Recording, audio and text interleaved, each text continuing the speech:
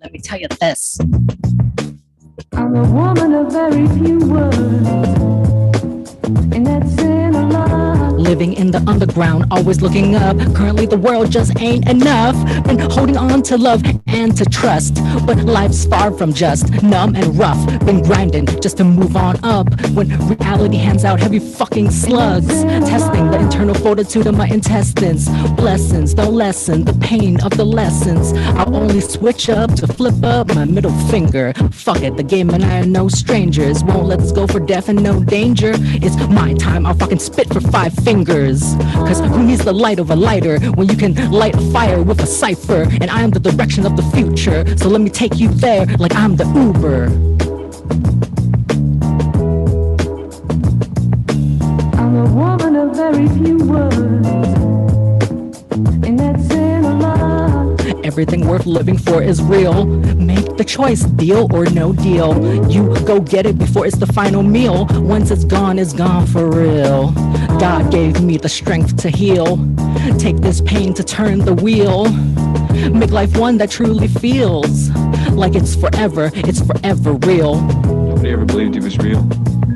Nobody ever knew him or saw anybody that ever worked directly for him. The greatest trick the devil ever pulled was convincing the world he didn't exist.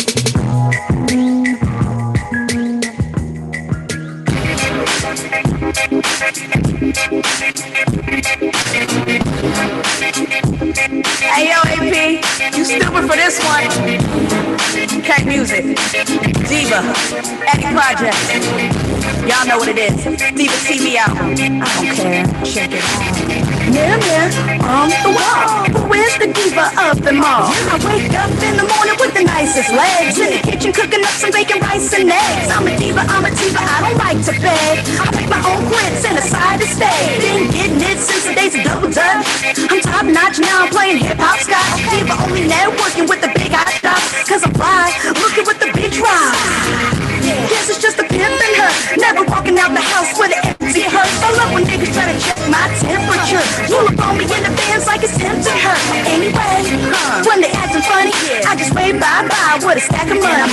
Hold up, wait a minute. Can't get the party started, get too many haters in it. Can't get the party started, get too many haters in it. Can't get the party started, get too many haters in it. I don't care when they acting funny. I just wave bye-bye with a stack of money. I just wave bye-bye with a stack of money. I just wave bye-bye with a stack of money. And yo, haters, I accept you winning. I'm really happy for you, and I'ma let you finish. But I'm one of the best divas of all time. Thought you knew how to grind, so you saw mine. A voice from the very 16 like a gun clip. So why you standing there with your fire unzipped? Ain't a dumb grip when they on that funny tip. Slap them in the lips with my money grip. I'm first in, last out the boutique. Looking too chic, but you geeks probably blog about it for the next 2 weeks. While your baby daddy sending me a few tweets. I'm online, I'm on deck. That means I put on, that means I'm up next. I keep these suits paying my ass. Do a show, get on stage, I'll make it rain with your cash. Wait a minute. Can't get the party started, get too many haters in it. Can't get the party started, get too many haters in it. Can't get the party started, get too many haters in it. I don't care when they acting funny. I just wave bye-bye with a stack of money. I just wave bye-bye with a stack of money. I just wave bye-bye with a stack of money. I see haters in the air, I see haters everywhere. I put the things in you if you messing with a player. I'm a boss, 100%, 100% all black car with the all black tits. Play with C notes like my name was Chris Hicks. I love females, but it's all on the bitch. Haters in the way, then I got a full clip. If you a real player, don't trip. Just be cool. Eddie P can show you what to do, but I don't think you can fit in my shoes. I'm so professional that the text is blow. Make a little chick choose when I step through the door. Oh, you ain't know that most of these niggas be CB4 and I'm CEO / president. And you don't wanna see my goons in your residence. Wait a minute. Can't get the party started, get too many haters in it. Can't get the party started, get too many haters in it. Can't get the party started, get too many haters in it. I don't care when they acting funny. I just wave bye-bye with a stack of money.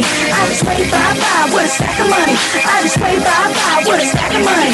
Hold up, wait a minute. Can't get the party started, get too many haters in it. Can't get the party started, get too many haters in it. Can't get the party started, get too many haters in it. I don't care when they acting funny. I just wave bye-bye with a stack of money. I just wave bye-bye with a stack of money. Paralyzed, I can't move, I'm stuck. I'm at the bottom trying to figure out which way is up. Lost track of my situation, now I can't seem to find my motivation. My concentration is split in two ways. Like abacus, I'm just trying to get some dues paid. Feel like I played a game that fools play and didn't win. I guess that's how I got it to begin with. Whenever I fall, I get right back at it. But it's different this time, don't know if I got it in me. Cause lately I've been having thoughts unclean, and I've been asking God forgive me. Surrendering to depression, pain, with hopes that maybe I can breathe again without the weight of the world on my chest. Realized I've been serving my flesh, maybe I ain't got a clue what's best. We betray ourselves with the lies we tell. We betray our brothers and our sisters. Easily deceived, easily tempted, no matter how much we try to resist it. It's a struggle to grow with the mistakes we make, because we carry the regret and the shame, and we cover that up with all the pride we have, so it's possible to shift some of the blame. I rationalize to the point it's detrimental, cause there's only so much I can resolve with my mental. Torture myself with the worst case scenario. I hate to admit, sometimes it's really scary though. The dim side to a bright glow, and the only way I know to confess is through a microphone. The yin always got a gang though. It's just that little dot of evil inside that I ain't trying to show. Pessimism and expecting the worst. It's like overthinking shit can be a blessing and a curse. Evolution isn't easy, but it's beautiful, and it's crucial if you have a higher purpose. My mama told me that I'm growing and it's suitable for me to do it cause it's worth it. So I'm adjusting to the change cause it's suitable for me to do it cause it's worth it. We betray ourselves with the lies we tell. We betray our brothers and our sisters. Easily deceived, easily tempted, no matter how much we try to resist it. It's a struggle to grow with the mistakes we make, because we carry the regret and the shame, and we cover that up with all the pride we have, so it's possible to shift some of the blame. I've been thinking a lot lately. I've been like trapped in my mind and my thoughts, and I've been tripping off the fact that we become like slaves to our thoughts, and when it's negative, it really takes you to another place, and I'm trying to break out of that place. He said that I can put myself from a headache into a brainstorm in less than 10 minutes. That's how convincing I am, and I just gotta surrender to a higher power at this point because I don't know which way I'm going.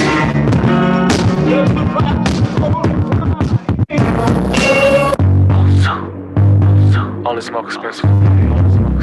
Louis V on the beat. Louis V on the beat. Let's get it. Two cups, know it's dirty. Pouring Fantas up, I like 30. They see me grinding, and I ain't worried. Keep flipping all these packs, Roddy Mullen. We counting money, also team, we be stunting. He smoking dummy while my team be smoking London. Gelato cost whatever, cost with OG Kush. These niggas can't stop me, boy, yeah, I keep them shit. Got his bitch legs open like a reading book. Now I'm flipping through it, then they try to see it through. Day 69 said she be coming soon. Well, I'm waiting till the end, I got a pussy through. Yeah, money from the sun, I got a shit to do. With my woman, I get up with you. We only smoke expensive weed, got a slab full. Shadow only in this bitch purse to consume. Everywhere we go, you know I cash out. Let me smoke a lot, you know that's gas, bro. Everywhere we go, you know I cash out. Let me smoke a lot, you know that's gas, bro. We smoking on that key, smoking on that stress. My niggas really dip, yeah, they really fresh. We pouring up mud, smoking on that jet. You know we got that fuel, we keep it on deck. Fucking right, boy, yeah, we keep it on deck. We fucking all these bitches, yeah, we keep them wet.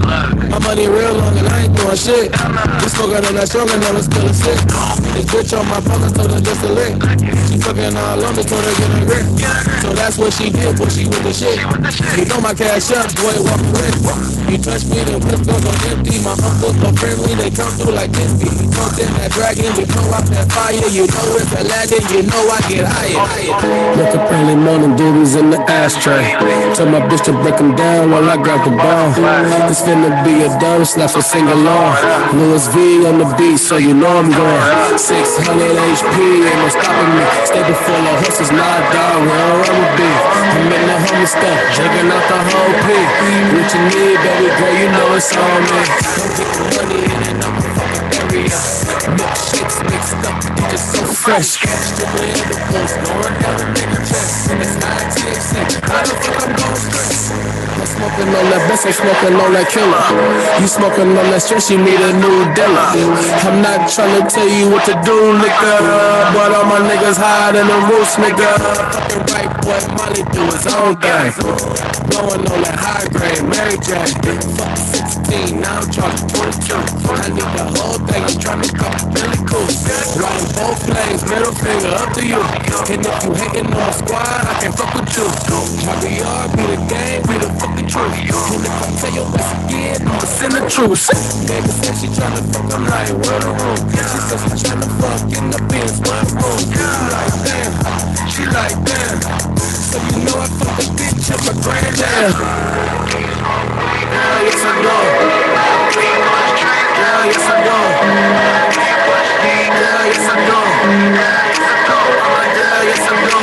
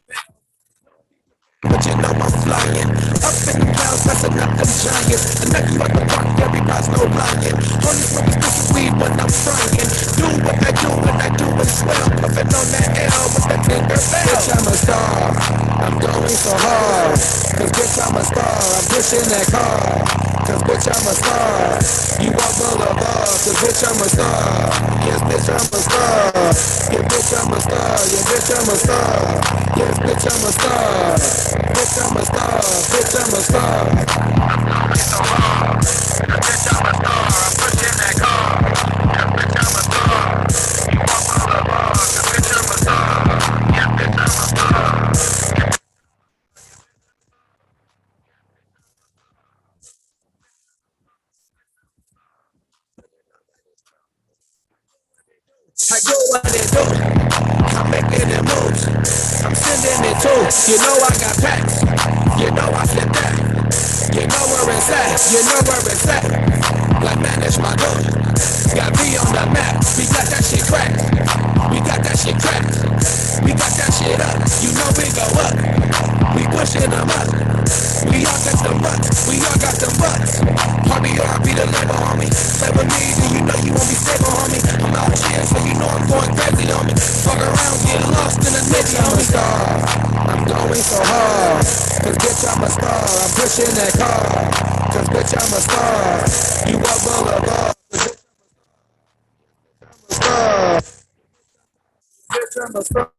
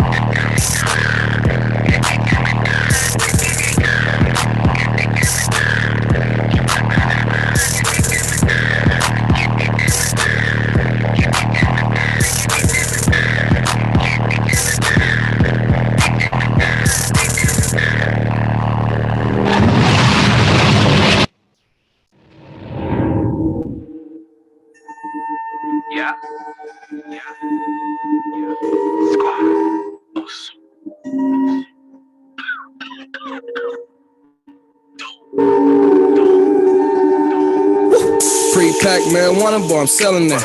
Getting money out of bitch, no failing that. When you see me pulling up, I'm inhaling it. My niggas got their own dang, we ain't sharing it. Walked in the club looking for a bad bitch. Came out with 28, now that's some strong shit. Blowing ounces to the face with my stoner chick. I got her friends all around, deep lung and shit. That's the type of stoner bitch that has some fun with. We all got the munchies off to the sunset. Downtown eating good, no crab legs. She like to suck on my nuts while the light red. I like to trap when I'm stuck with this bomb head. So I'ma light another one till she brain dead. We only smoke a piece of weed till I brain dead. Then take a few dab for our pain man. That's the door she, my friend, my friend. That's the door she, my friend, my friend. That's the door she, my friend, my friend. I got the door she in my right hand, right hand. That's the door she, my friend, my friend. That's the door she, my friend, my friend. That's the door she, my friend, my friend. I got the door she in my right hand, right hand. I got the door she in my right hand, right hand. I got the door she in my right hand, right hand. I got the door she in my right hand, right hand. Pass the door she, my friend. I got the door she in my right hand. I got the door she in my right hand. I got the door she in my right hand. Pass the door she, my friend. Breaking down gram bags out the pee, homie. I only smoke expensive weed, I got G's on me. Taking dabs, getting higher with my stoner buddies. Distraction artists over here, I get straight money. Trying to take from me, boy, that's like suicide. Got them doors going up when it's time to slide. I'm flipping money right now, no time to die. You looking at me funny, boy, I'ma ask you why. No room for that sucker shit, we up the shit. We passing doja around the room, getting hella lit. Fucking right, man, I'm fucking with a Spanish bitch. We eating lobster and steak on some gangsta shit. I'm blowing ounces to the face and I ain't sharing it. She tryna fuck me in the matching by the bullshit. She getting money out of X and I'm cool with it. I'm wearing shopping to the neck from my no bitch. At the door she, my friend, my friend. At the door she, my friend, my friend. At the door she, my friend, my friend. I got the door she in my right hand, right hand. At the door she, my friend, my friend. At the door she, my friend, my friend. At the door she, my friend, my friend. I got the door she in my right hand, right hand. I got the door she in my right hand. Yeah, shout out to Marley El Sue. It's your boy DJ Bro on Anna's Historical Podcast Radio. We're gonna keep this going. We're gonna keep this going, man. Marley El Sue, shout out to you, man. I remember you up at Subtext, man, when you performed, man, when you guys did the Cypher, man. Dope. That's the door she, my friend, my friend. That's the door she, my friend, my friend. That's the door she, my friend, my friend. I got the door she in my right hand, right hand. That's the door she, my friend, my friend. That's the door she, my friend, my friend. That's the door she, my friend, my friend. I got the door she in my right hand, right hand. I got the door she in my right hand. I got the door she in my right hand. I got the door she in my right hand. That's the door she, my friend. My friend. I got the door she in my right hand. Right hand. I got the door she in my right hand. Right hand. I got the door she in my right hand. Right hand. That's the door she, my friend.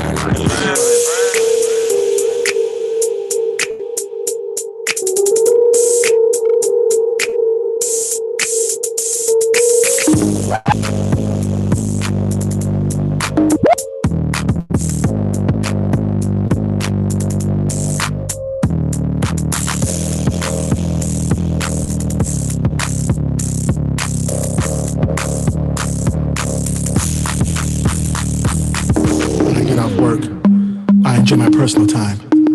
I'll drive to the store to get what I want. I see it, grab it, and get in line. There's only one cashier, and I'm pressed for time. The line is getting longer, and the cashier is just taking their time. Something occurred to me. Good help us all to find. Good help us all to find. Good help us all to find. Good help us all to find. We can only pay them down. Good help us all to find. Good help us all to find. Good help us all to find. We live in a land that's all about financial success. But we underpay our workers, and they come to work all stressed. In this country, we work more for less, while others live in excess. Sometimes when you're at work, in order to get the job done, you have to really bust your ass. But why should you if your employer won't give up some more cash?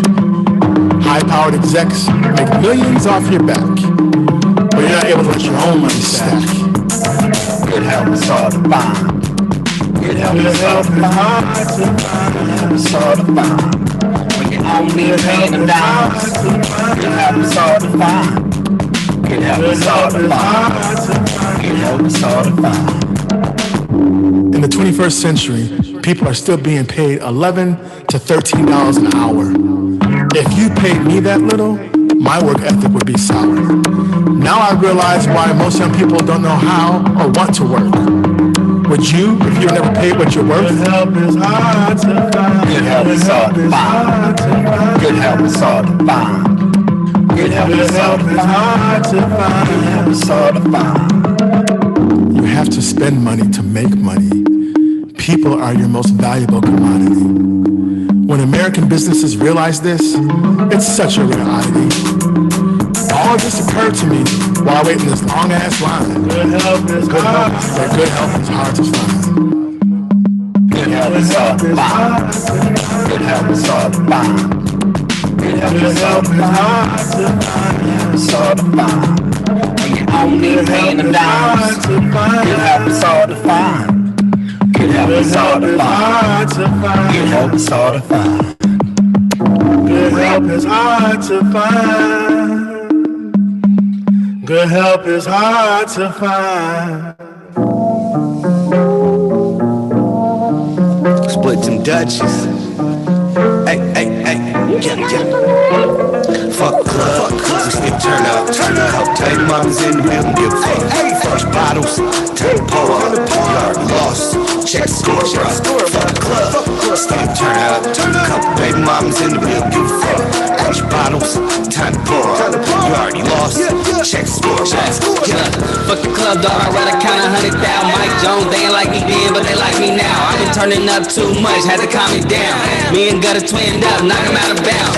Get a party, don't start till I walk in. And I got them blocks in, nigga ain't no boxing. We done got our bread up, ain't no stopping. Hold on, what the price is? Oh, yeah, we copping. Hey, fuck going to the club, I'd rather cut a honey. Niggas doing too much and won't do nothing. Pole on me right now, I'm in a booth clutching. Draco got a rope on it, we gon' clue clutch him. I'm through struggling, I can't do it no more days when I ain't made shit and still had to pass shit. So hey, remember, blick it up now, I ain't gotta pass the stage. That weekly pain shit, I'm trying to pass some low. We still turn up. Help take mamas in the building, give a fuck. First bottles, turn the pour up. You already lost, check the score, bro. Fuck the club, still turn up. Couple baby mamas in the building, give a fuck. First bottles, time to pour up. You already lost, check the score, bro. Fuck the club, we still turn up. Run a dub, when I roll up. Modern flash, on a Cobra. Getting to this money, check the score, bruh. Man, I'm stacking all this vengeance in the Shark Tank. Get it poppin' in my section, yeah, we start that. Got cookies in my dungeon, yeah, we spark that. Get it lit in my block, yeah, got story, pour them shots. Keep it in the air, that's why we on top. DJ, turn them hits, I punch back, walk in, man, they thick. I'm squad here, everybody hold tight. Homie issues, leaving here smoke. Both from the east, but not from Oakland. Leaving with me, yes, I'm poking. No ghosting, this 100. Talking 27, yeah, I run it. No front shit, yeah. I'm the owner. She all in my face, I probably boned it, yeah.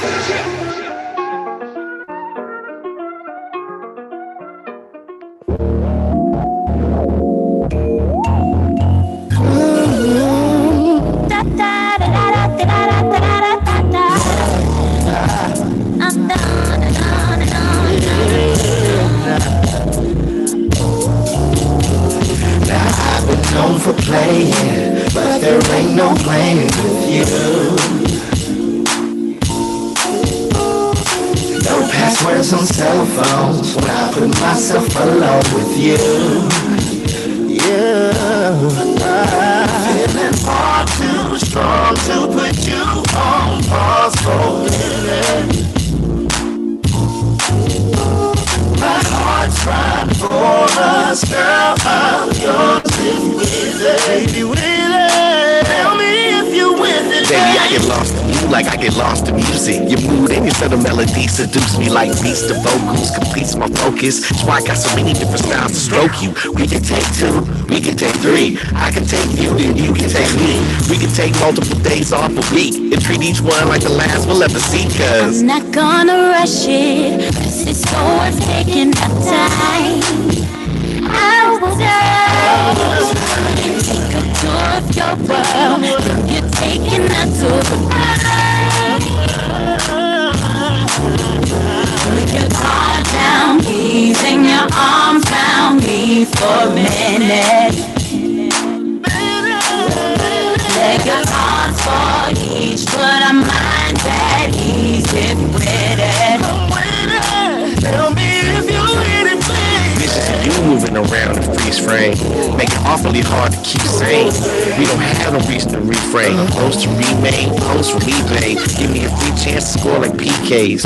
Euphoria feel as we may do something special in the skirt for Lee May. You can use the button up shirt for PJ. And you better hit me. My heart is pulling me so close to you. I'm falling officially. Baby, you ain't even gotta go nowhere. I got everything you need. If everything goes the way it can, girl, you can be Mrs. Me. I'm feeling sky so strong. We done went more far than a minute. We done made it this long. We gon' take this fun to the limit. We are everything I thought we'd be. We ain't it's every eye we've seen. His best is a big cigar. You stay, everything that's mine is ours. Each day, make styles alike together. Embark on the journey of life together. I'm sure the storms we can right the weather. Got a bond so strong that over time is better. We are one and the same. It's life together. Watch us blossom forever, no stopping, that's never. Numbers and things, places out of you reign. I'm sure you'd have the time of your life, baby. Yo, D1 the chosen, nigga, you know what time it is. We still on that H-time shit, nigga, forever and a day. Know what's going down. Know what I'm talking about? Yeah, heard they been looking for me, like I've been hard to find. Bitch, I've been out on my grind, like COVID, shutting shit down. Still on that big dog shit, I'm a rep for the town. This Houston shit running through my blood. I'm a product of screw music, slabs of syrup. And another place like the Dirty Third, we been getting it in, what the fuck you heard? Sliding through my city like a Hellcat, just made 30K, I'm running up the ranks. Blowing big gas, some loud packs, no safety belts, but the car strapped. Like a round of applause, you could get clapped. Like shoulder straps, the city on my back, I'm trying to bring it back. A couple platinum plaques, go around my neck like Mr. T was back. Yeah, I pity the fool, tryna hate on dude. I'm a real nigga, who the fuck is you? Stood in them trenches, shit on my shoes and got it out the mud like I'm supposed to. Mama always said I would amount to something, even when a nigga wasn't nothing. I held my head high and kept hustling like OTB. Yeah, nigga busting like 18 wheelers. Yeah, I kept it trucking. Took some losses, bounced back and fuck it. Collected money like it came through customs. Lesson learned, I ain't stressing nothing. God good and I'm so hood. Still sit on leather when I grip the wood. Turn the corners in that CTS. Glass foes and it's dripping wet. See a nigga better show respect. I ain't tolerating nothing less. Been in the game, I'm a Houston vet. The real niggas, they can vouch for that. See a nigga better show respect. I ain't tolerating nothing less. Been in the game, I'm a Houston vet. The real niggas, they can vouch for that.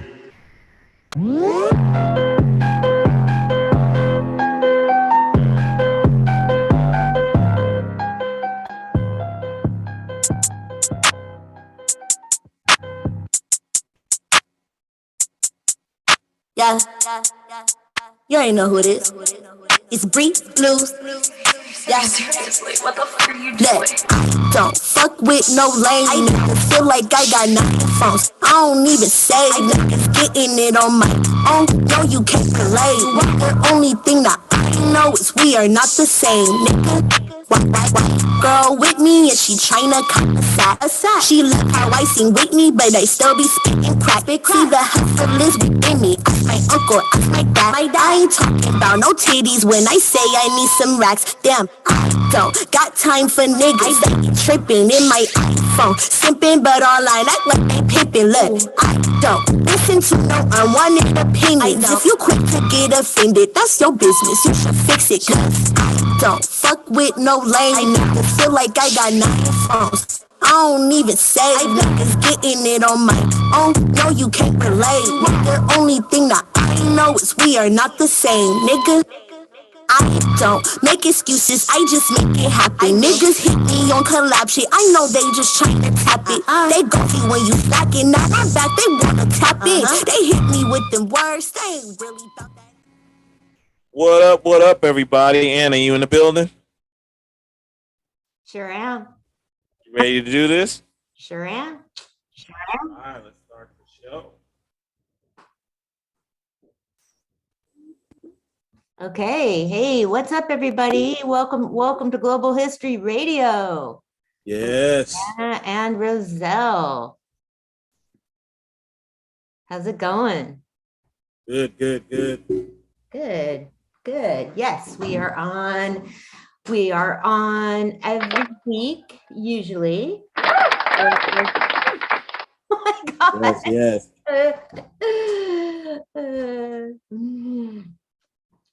And yeah, so what's up? How you been? Too, same old. Really? Doing the thing, yes. Yeah. We've took a hiatus on Duck Soup, so we're gonna start back Duck Soup, I think in January 8th. Oh yeah, that's good. I mean, people have so much going on during December, and but you've been going on some of Man's podcast. Yes. Yeah. It's a good podcast. Shout out to Son of Man. Some of Man. Black Man Meet. Yes. Very good podcast. Yeah, Najee and Amani, and I love them both. We definitely need to have them back on the podcast. So I had to go to a meeting last night. I wasn't able, well, I went to a meeting last night and just kind of got stuck. So how was the discussion about colorism? It was good. It was good. I mean, it was a good discussion. It was a really good discussion. I'm just hoping people learn something from it. What do you think people need to learn? I don't know. There were certain situations that I hope that, let's just say, I'm gonna just put it out there. I'm gonna leave it just at that I hope people learn something from the show. Okay. I'm gonna just leave it at that. It's just okay. Easy to leave it. Okay.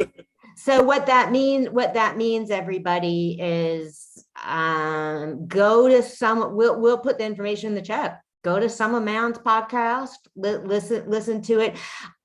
For me, it's interesting as someone, because I read a lot of Black history, and so that is something that's mentioned a lot with certain historical figures, their dynamic with others, where they went to school, where they lived, their church, and just very much their dynamic. So it's something that interests me in a very historical way, but the whole cultural stuff, man, I'm like, other people's conversation. So I was sorry to miss that. I went to a city council meeting that I know, man. Never a dull moment in Vallejo. This was a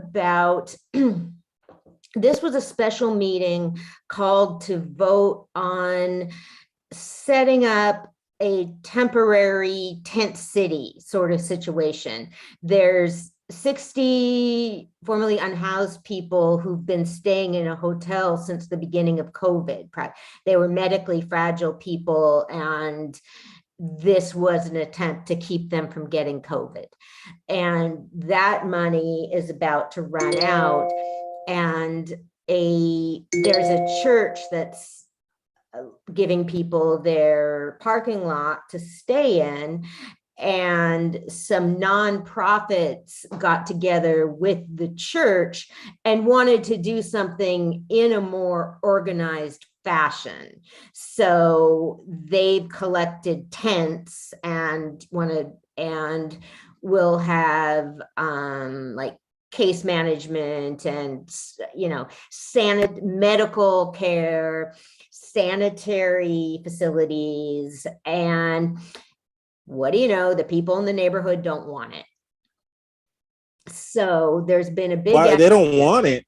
Yeah, they don't want it. They think... Why? What's the deal?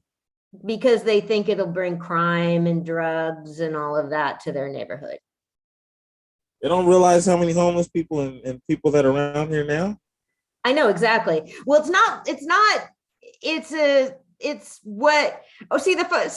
funny thing is that people say it's by Vallejo standards, it's a middle class neighborhood, which means by the standards of a lot of other cities, it's not, or I don't, so, I mean, so yeah, people saying that like they'll be afraid to let their kids play outside. They're worried about harassment and, mental illness and all of that. Man, Vallejo has all that now. Well, exactly. Like I mean, like if you go to the 99-cent store, or is that the 99-cent store? You've been over there, right, where Burger King is, the 99-cent store. Yeah. That little strip mall. Yeah. Dude, there's like people living over there right now. Well, yeah, and there's people in the library. I mean, there's little tent cities basically set up wherever. And then like there was a big one over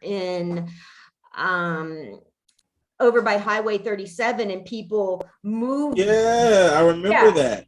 Yeah. They put the rocks out there on them. They put the rocks on them. Yeah. Then there's just like, then there's complaints about the fire hazards and sanitation. It's like, yeah, that is all a concern. And it is a bigger concern for the people that are actually living there. I mean, people are lighting these fires because they're cold. And it doesn't matter, because once you move them from one spot, all they do is go to another spot. Exactly. So the smart thing to do is set up a place that is more structured and organized, where people don't need to be scared that they're gonna get, all their stuff mowed down and dumped, and where they can get medical care. And what they should fucking do is gets higher security. And right. Yeah. And because like, yeah, you think you're scared of homeless people in your neighborhood. I mean, unhoused women are just very much at risk for sexual assault, and everybody. And so the approach, well, like okay, like full confession, like I mean, if it were my neighborhood, like I would just be like, well, okay, I mean, that's life, I mean, people need to be somewhere, and this isn't my city any more than it is anyone else's. And I would also just, I don't know, I mean, honestly, I would be really embarrassed to be going around like publicly complaining about that. I mean, it's just like, how can you possibly feel that any inconvenience to you for the unhoused is worse than being unhoused? And it's just, nobody wants to be in that position. So when you're talking about people being a problem for you, it's not that they're trying to be, it's not that they want to be, it's that they don't have any other place to go. So unfortunately, or it's always so like 50 people showed up at City Hall to protest, to speak against it. And the problem is that you're always going to find more people for something like that. People that don't want it are gonna like show up and protest, whereas people that are like, yeah, okay, whatever, I mean, they aren't so much gonna show up and speak about it. The people that showed up to speak in favor were housing advocates, and people claimed that they hadn't gotten enough notice, and that and one person claimed that there wasn't notices sent out in Spanish, which the organizers said that's incorrect. They said they did send out notices, and the notices were in English and Spanish. And it's, I mean, the thing is, it's temporary. Everybody, and so people were talking about how it's thrown together and it's disorganized. Well, like, yes, it's temporary. And Vallejo was supposed to have a homeless navigation center, which is, I think it was supposed to be done like a year ago. I don't even remember. I mean, because it's just been delayed and delayed and delayed and delayed. And so there's just a lot. So any discussion like this turns into a lot of people blaming other people. And it's never one, you can't ever, in a situation like this, you can't point to one person.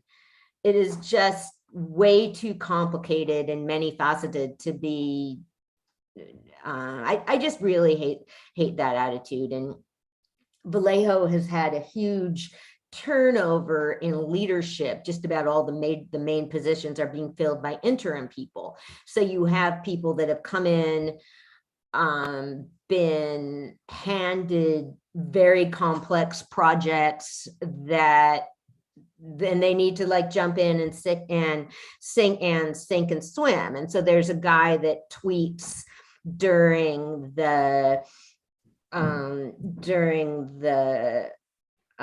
city council, and this woman, I just left because I wanted to go up and speak to her, and I'll probably email her. This young woman was appointed as interim assistant city manager or something like that. And she was just getting blamed for, I mean, when you're trying to do a big project, one of the city council members was saying she'd made a phone call and was saying like, well, I'd made this phone to somebody and there was a possibility that there could be a encampment there. And she's going like, well, I did this. Why couldn't you people do that? Meanwhile, the people that work at the city, I mean, she talked to tons of people. She happened to have not called this one person.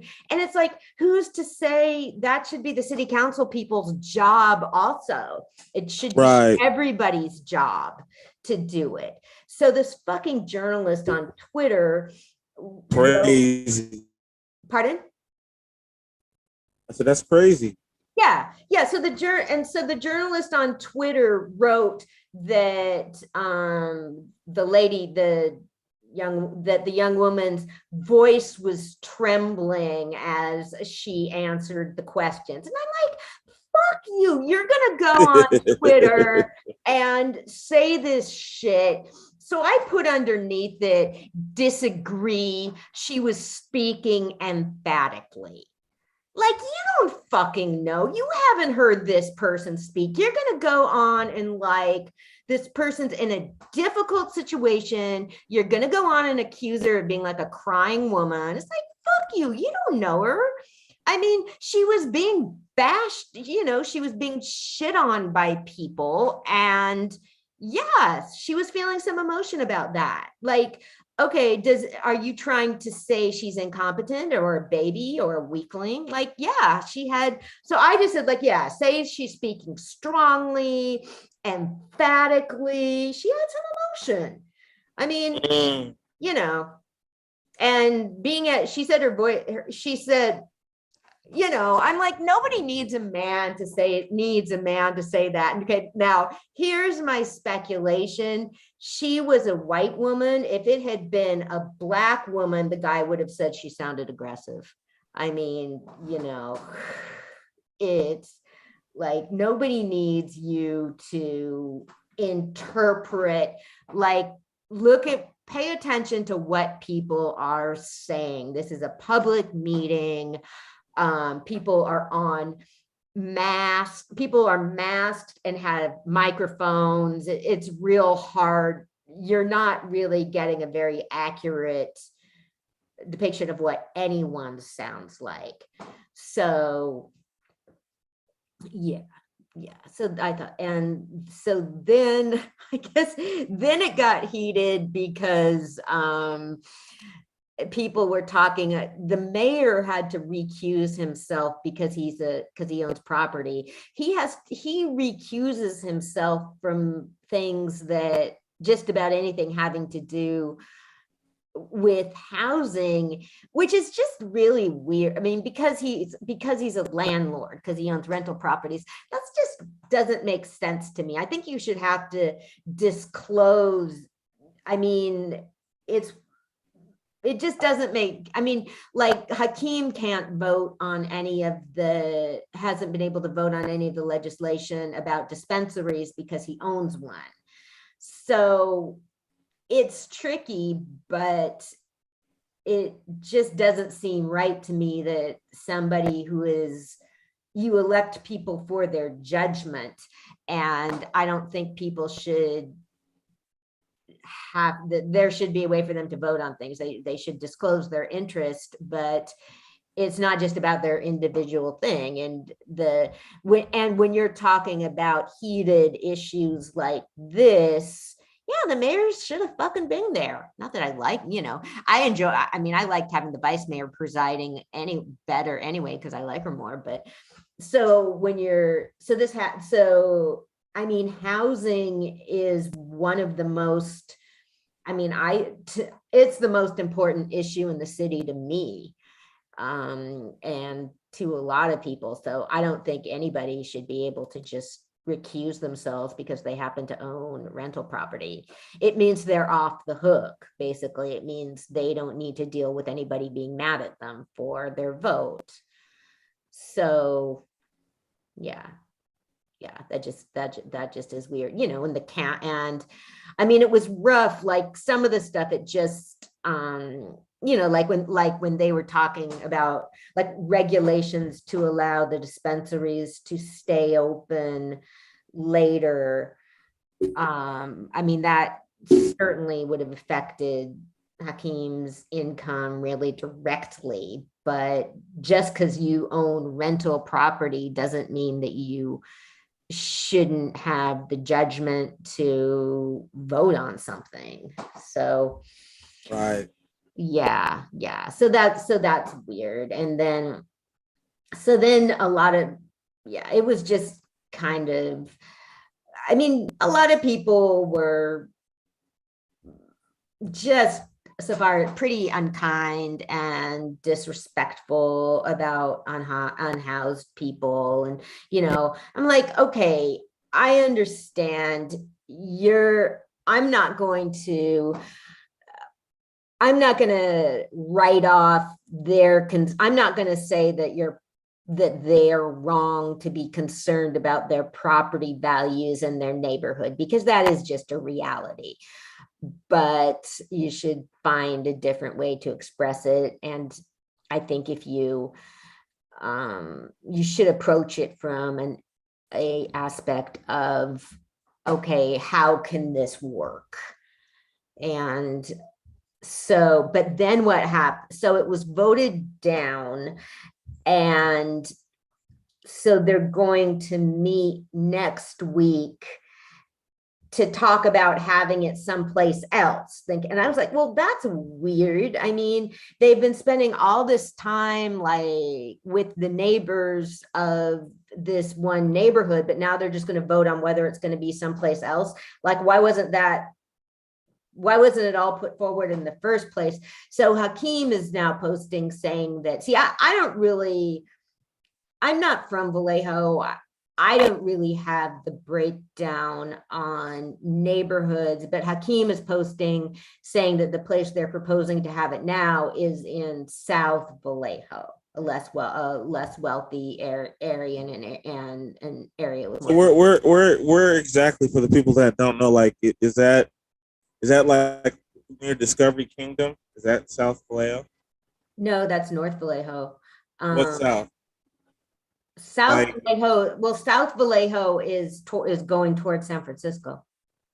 Okay, so that's like the hillside, like over there near Magazine Street, over that way. Yeah, okay. Yeah, like Magazine Street. That's South Vallejo. So, and I and people were critiquing their budgets and planning and saying they didn't have enough experience to do this. Like, no, they don't have much experience. You have to start somewhere. And I mean, it was a collective of people. So I don't know. So then the week before, what I've been working on for a while, as people know, is trying to have city council meetings ASL interpreted, sign language interpreted. And I've had my interest for quite a while has been ASL as a civil right. It was real focused. Somebody described me, it got written up in the paper, and somebody described me as a disabilities advocate. And I'm like, no, that's, I mean, it's press is always gonna be like, no, that's not how I describe myself at all. I mean, I'm interested in politics and how can you engage more people in politics? How can you, what?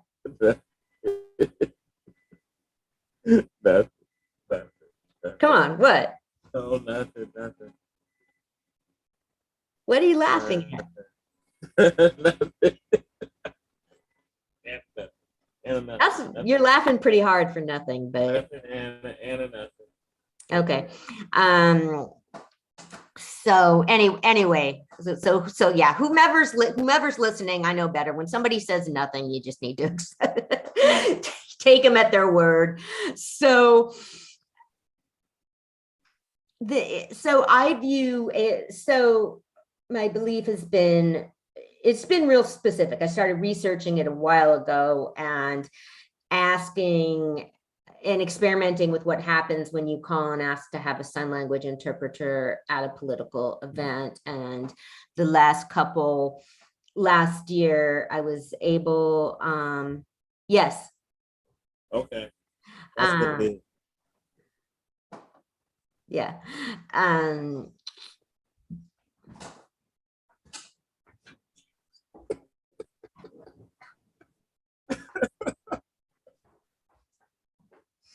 They aren't always, yeah, these Zoom backgrounds aren't always the best.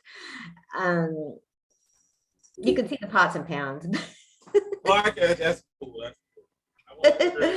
I didn't want to say the other thing, so I was like, let me make sure it's okay with you. Well, you couldn't see that much. Yes, you could. So I've been writing to the Vallejo City Council asking to have events ASL interpreted and being ignored because they're like, yeah, it's just her. She's been talking about this. And so I drafted, and the reason I was doing it this way in advocacy and allyship, which is such a, to me, like, ally is oftentimes a very presumptuous word because you don't know whether people want you to be their ally. You don't. It's so, I think it needs to be, and that when you say you're an ally, you're saying that, to me, it means you're claiming you have the same amount of risk, which isn't true in most cases. If you're both being shot at, then you're allies, but that's just not out, and trying not to stay alive. But so, and a lot of time ally is just used in a very presumptuous way. That, like, yes, you know what's going on, you know what's best, and you're assuming that people want your involvement. That's not the case here. 2 years ago, I met with the deaf community with Hakeem, and they told us that they want to be involved, but also to me, the reason that supporter is a more accurate than ally is I think the meetings should be interpreted so that everybody can come.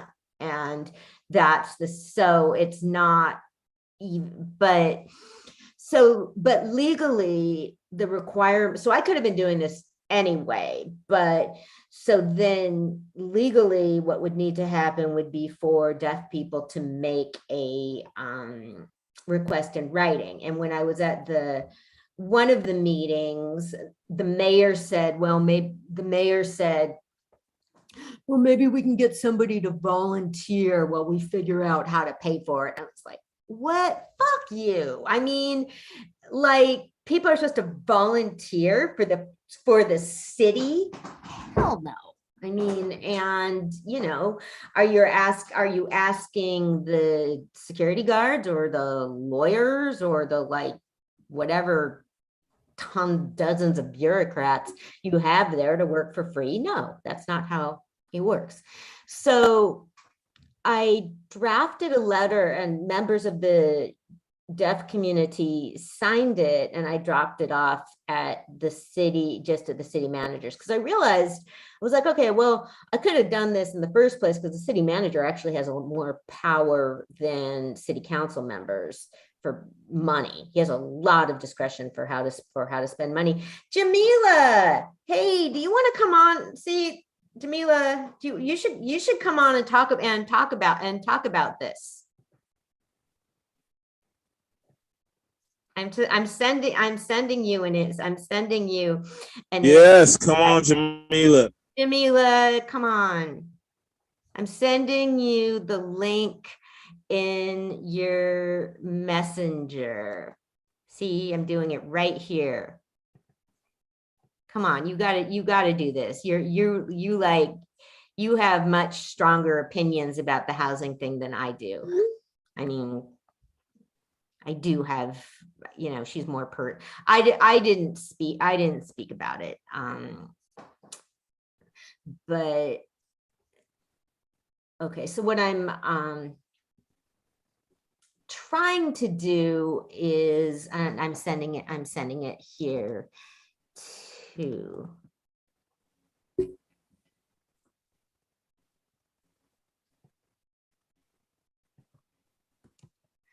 So then basically what needs to happen legally is for the deaf community to make a direct request. So that's what I'm trying to do. And our great friend, Jamila, I just sent you 2 invites. Our great friend, the mayor, says that the lawyers are looking at it. So I spoke again last week and said, I really hope that people would do the right thing without needing to get a lawyer to tell them to do it. Hey, you always want to try. And so, yeah, so that's what I'm working on. It's kind of stressing me out a little bit in a way. I mean, I don't know. I kind of wish that there was somebody, because I asked them to communicate directly with the deaf people. Nobody's doing that. People are still writing me. So I want people to communicate directly with each other. So anyway, that is what's going on in Vallejo, pretty much, some of it. And I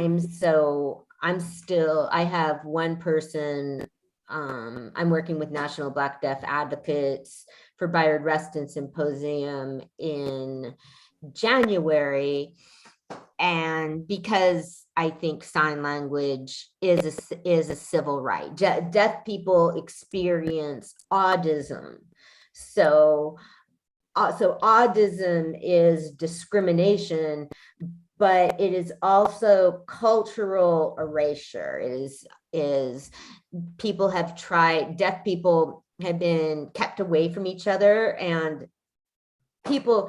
there's been, for a long time, sign language was suppressed. People wanted deaf people to learn to speak instead of learn to speak and learn to lip read, both of which are very, very difficult, very time consuming. And the way that people describe it is they could have been doing something else. Like, you're going to make somebody spend hours and hours and hours trying to do something which is really, they have their language. They can, and so that's some of what's happened. And so I have one person lined up, and other people haven't gotten back to me. And so, yeah. So I'm hoping that other people will come through this organization. Cause I was like, okay, I tried to book them. They didn't get back to me. If I was like, I swear to God, remember I said this, if somebody else gets them in, they need to pay them. Okay. I am not going to remember I said that. Okay.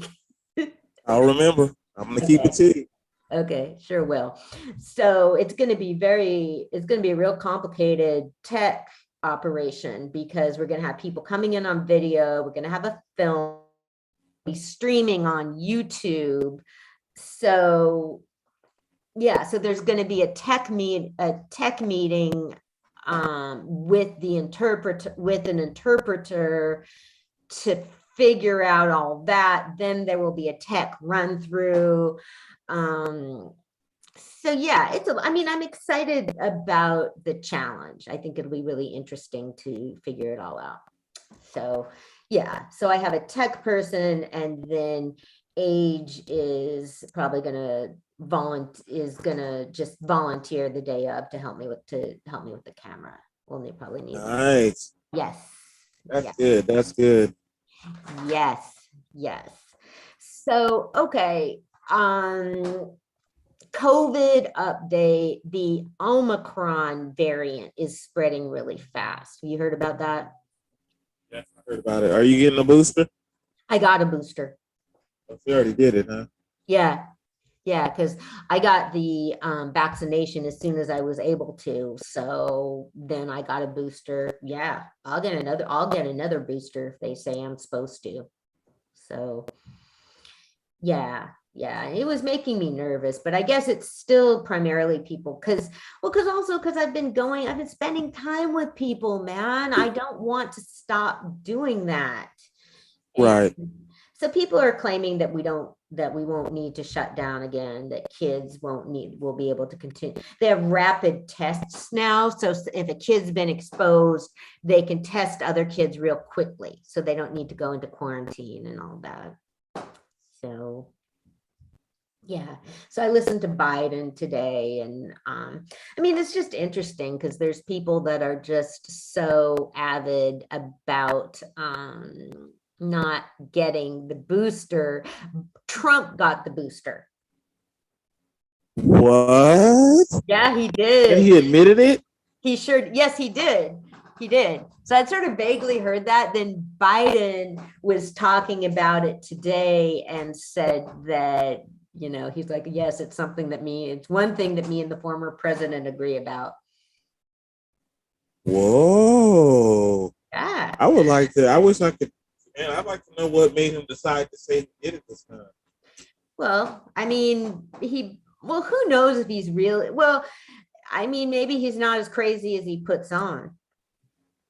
Yeah, but it's kind of messed up to make people think that you shouldn't do it at first, then all of a sudden now, even though I think he did it anyway, I think he was telling everybody he wasn't doing it, but why would you do that, Well, yeah, I guess he changed, but so I guess apparently he was at some event where he said that and people started booing.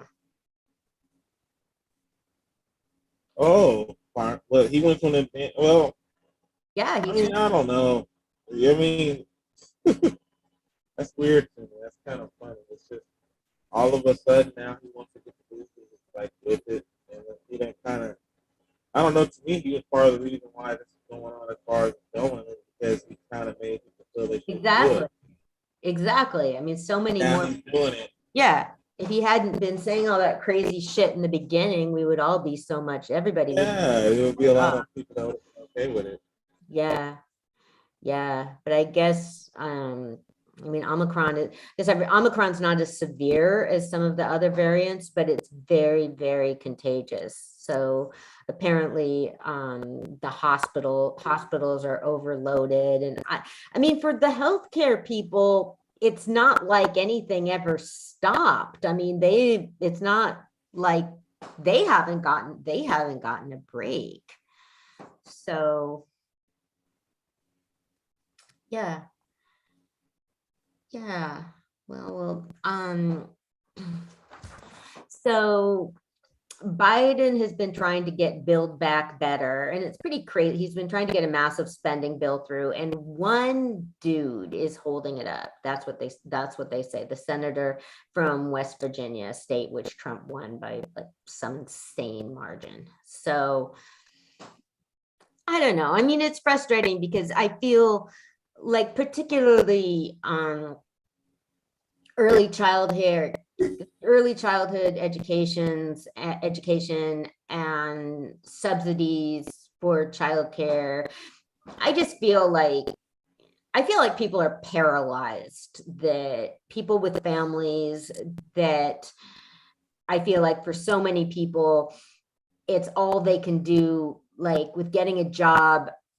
It's just going to be subsistence to be able to afford to keep their kid, to be able to pay for daycare, and they're not able to pursue their career or find anything more interesting. That people are just really stuck because of needing to pay so much for childcare. So I just feel like the benefits to society would just be immeasurable, because it doesn't just improving things for Jamila. Come on, improving things for children improves things for everybody, because our society is just so strained. And I mean, it's not just that it's the right thing to do. I mean, it's worker productivity with people needing to patch together childcare. It's exhaustion from parents trying to scramble, which contributes to health problems for them, which is a further strain on the social fabric. So, I mean, it's all connected. It's not just that it's the right thing to do. It's not just that it's the moral thing to do. It's the practical thing to do, which I think is the case a lot of times. I mean, I think it's the moral thing to do is to care for people. And if you don't care for people, you're going to wind up with a lot more. You're usually going to wind up with a lot more disruption than if you didn't. So, and if you invest in children, you're going to have much less crime. You're going to have more productive, positive members of society, and we're all affected by that. You know, I mean, look at it. You're going to see people. You have people lining up in city council meetings to complain about unhoused people near them. Well, how many of those unhoused people are dealing with trauma? How many of them were not adequately educated or cared for and did not receive medical treatment when they were younger, which contributes to the problems that get them out in the cold, where other people can complain about them. So yeah, I mean, they need to just open up. I mean, you know, open up a place where everybody can come and, you know, people are, you know, pitch their tent or whatever. Like, yes, I know that, And if you get a pretty good quality, if you get a, like, no, of course it sucks. Of course it would be better to have a tent, better to be in a home. But if you get a decent tent and you have like a sleeping bag and an insulated pad, you're gonna be okay. You're gonna be, you'll You know what they should do? They should do like, I remember, I think San Jose. I think it was San Jose that was planning on doing it, where they were gonna get kind of like old school Connexes. Remember Connexes? Like they have in like shipyards, Connexes. You know what a Connex is? Well, that's what they should do. Like get an area and kind of shape the Connexes into like little homes. Yeah. They'll be like little metal homes, and maybe like put a little stove in there, a little restroom, a bed. You know. I think that would be better than a tent, but you're right. A tent is still better than nothing. So. Yeah, it is. I mean, you ever gone camping? Oh, of course. I love it. I mean, if I can get a group of people that like doing it. Really? People don't, I don't know any people who do. There's not enough people who like to do it. Most of the people don't like it. I'll go camping with you. We could go. We got to do it, and we got to set it up. We got to get it all together, man. I love it. I got like 5 or 6 fishing poles sitting up in there. We're ready to go. I got 2 tackle boxes. Oh man, I am off the hook. I had no idea. Wow. Yes. Yeah. But nobody likes to do it. Nobody really talks about it. So. I do. Yeah. Yeah. We could go. Let me know. Okay. Man, I'm gonna have to see if I still. I mean, for a long time, I did have my own tent and sleeping bag and all of that. So yeah, it's like if you get a nice tent and sleeping bag, you're okay. So yes, that's the fun in Vallejo. So okay. This is kind of something that we need to have photos of, but in Saudi Arabia has beauty contests for camels. And it's like a big deal. People bring, I guess how like in the US, we have the Westminster Dog Show. They have the Westminster Camel Show or something. So people get their camels all prettied up and bring them there. But then there were camels that were disqualified because they received Botox and other cosmetic enhancements. People are giving their camels plastic surgery in order to make them more attractive for beauty contests. I like ugly animals, so I really like it. I like ugly animals. So yeah. I'm gonna have to get a better. This is one of the things where eventually we'll be able to show pictures better, but that's mad, man. Botox. I guess because Botox is to like, smooth out line. I guess maybe if they're trying to like make part of the camel's body face like puff out more or something. So the contest is a highlight of the Camel Festival. $66 million is at stake. Okay, speaking of Saudi Arabia, we got a couple bits of Saudi Arabia news tonight. I was reading about music festivals in Saudi Arabia, which we've talked about before, when musicians are being demanded not to go play music, and which sucks. I think music should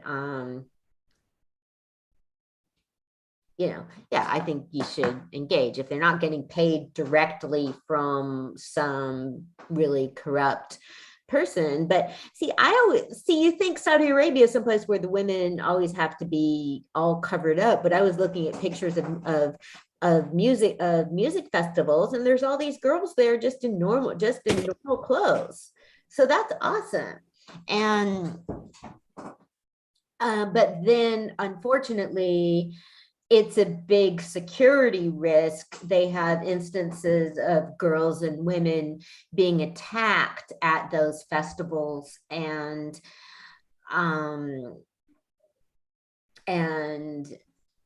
so in a country where women are suppressed, it's going to be real hard for them to get justice in the first place.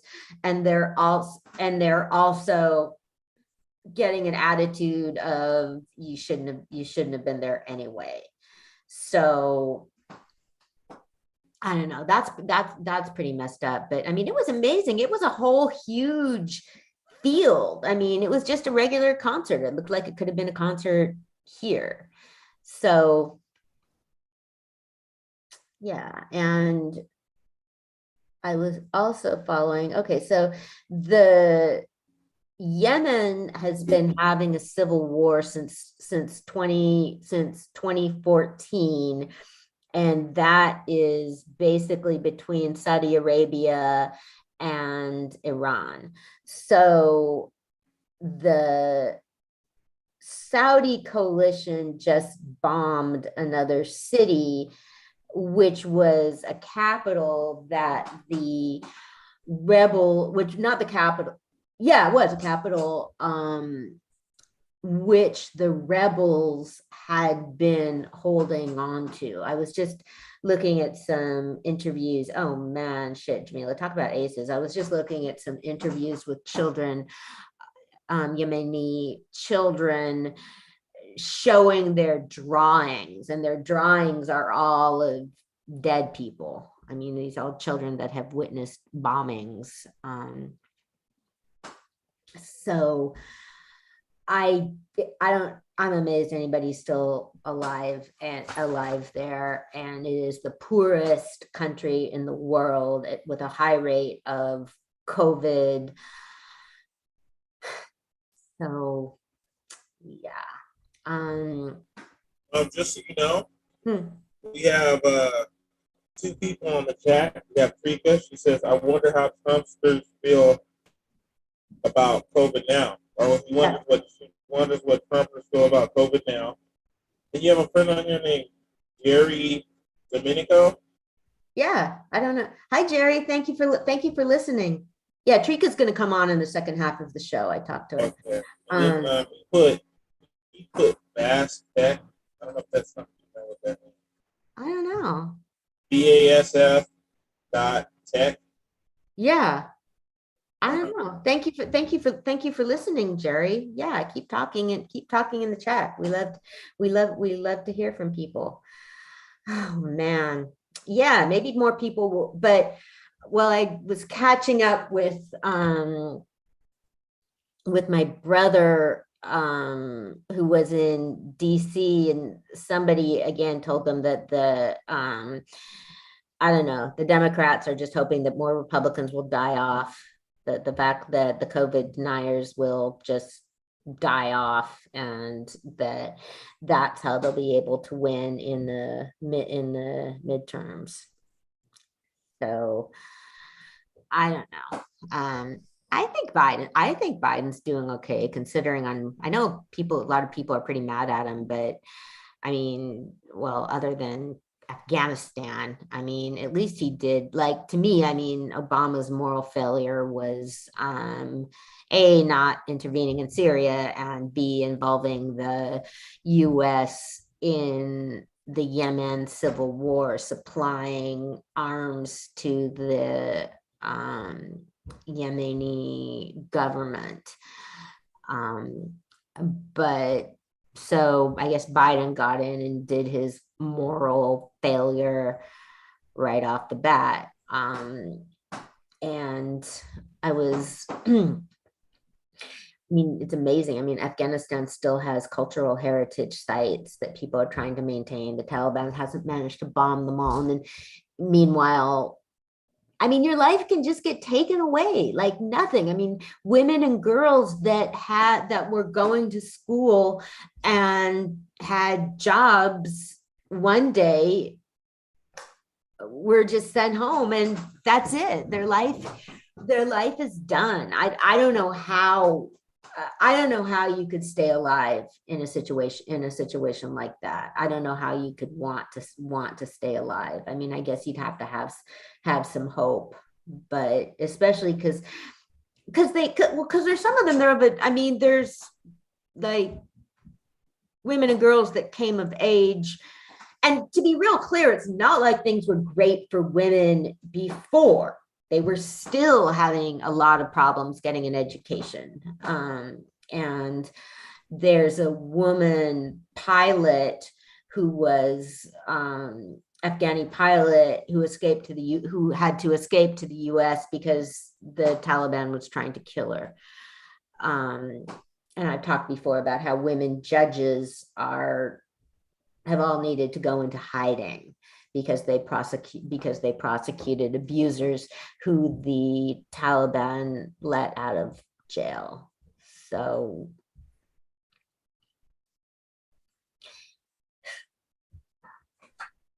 but yeah, other than that, I think Biden's doing okay.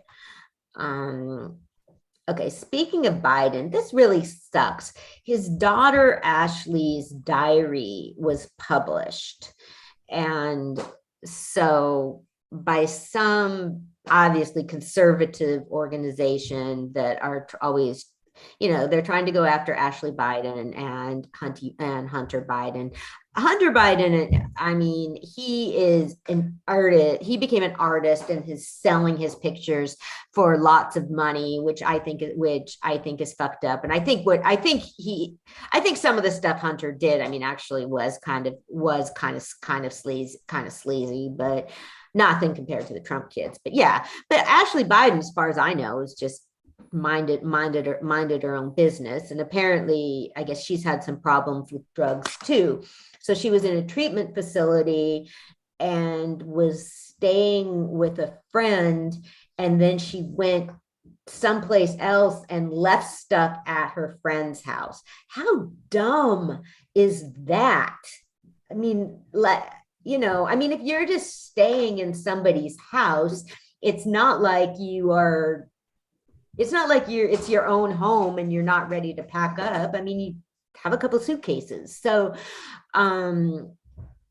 somebody stole her diary. And also, why are you going to leave your diary behind? I mean, it's sort of remarkable to me. And I mean, when I was a kid, I had like a pen and paper diary, which I didn't write in very much.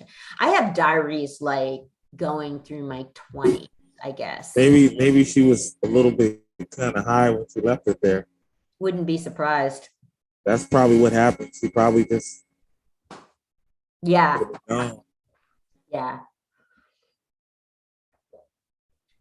So this so-called friend had another person stay with them who took her diary and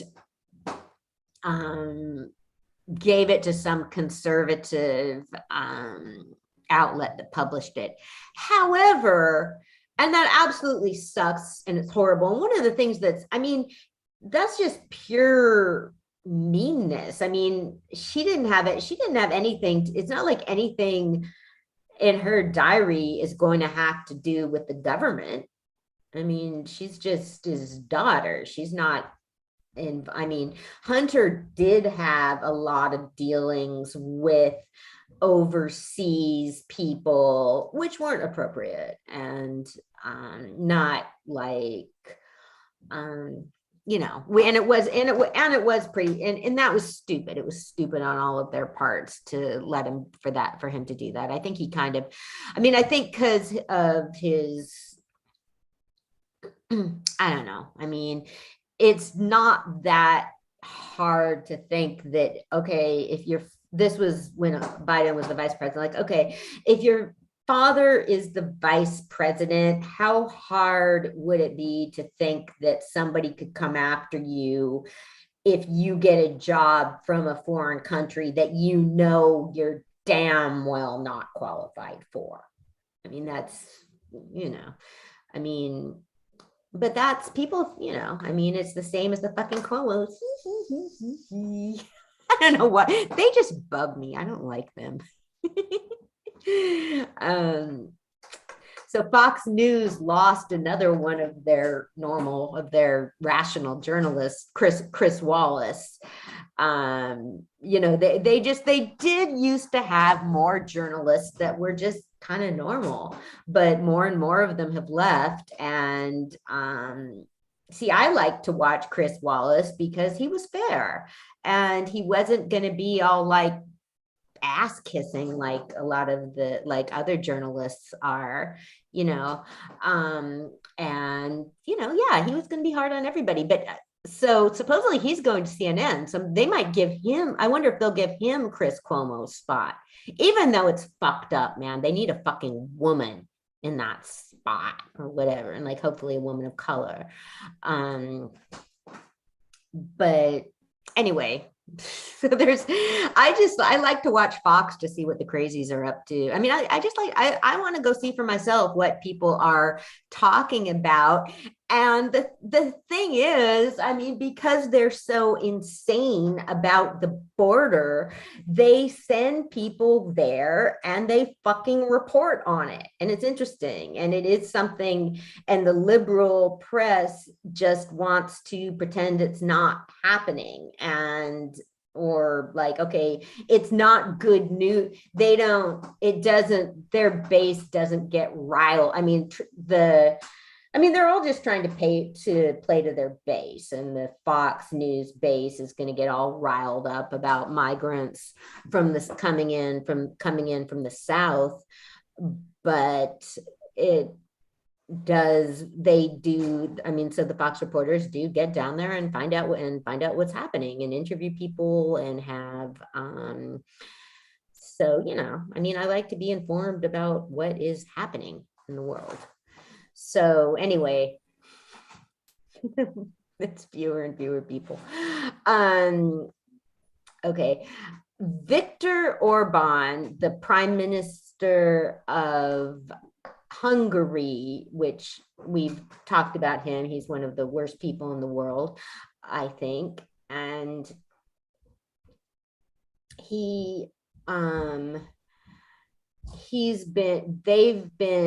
there are sanctions against Hungary. The European Union has sanctions against Hungary because of their inhumane policies. Hungary has a law that criminalizes lawyers and activists that help migrants. I don't know how you can fucking do that, because it's like even lawyers are supposed to work with people, even if you think the migrants are committing a crime. Lawyers are supposed to work with people that have committed crimes. So, yeah, I mean, I don't see it. So you're making it against the law for people to help migrants. So how is that even? That's just, you should be free to help who you want to help. But it's like they're saying, basically be eliminating the district attorney, like lawyers are supposed to work with criminals. Like, how would they'd all be out of a job if you did that. Like, who are they supposed to be working with? So yeah, so that's real fucked up. Viktor Orban was in England and they asked him if he was they were asking him about being anti-Semitic and being anti-migrant, and he just said flat out, he said he's anti-migrant, but he's not anti-Semitic. He just doesn't like George Soros. So yeah, and okay, so the New York's Metropolitan Museum of Art and the Sackler family members have announced the famed museum will drop their name linked to opioid maker Purdue Pharma from its exhibit hall.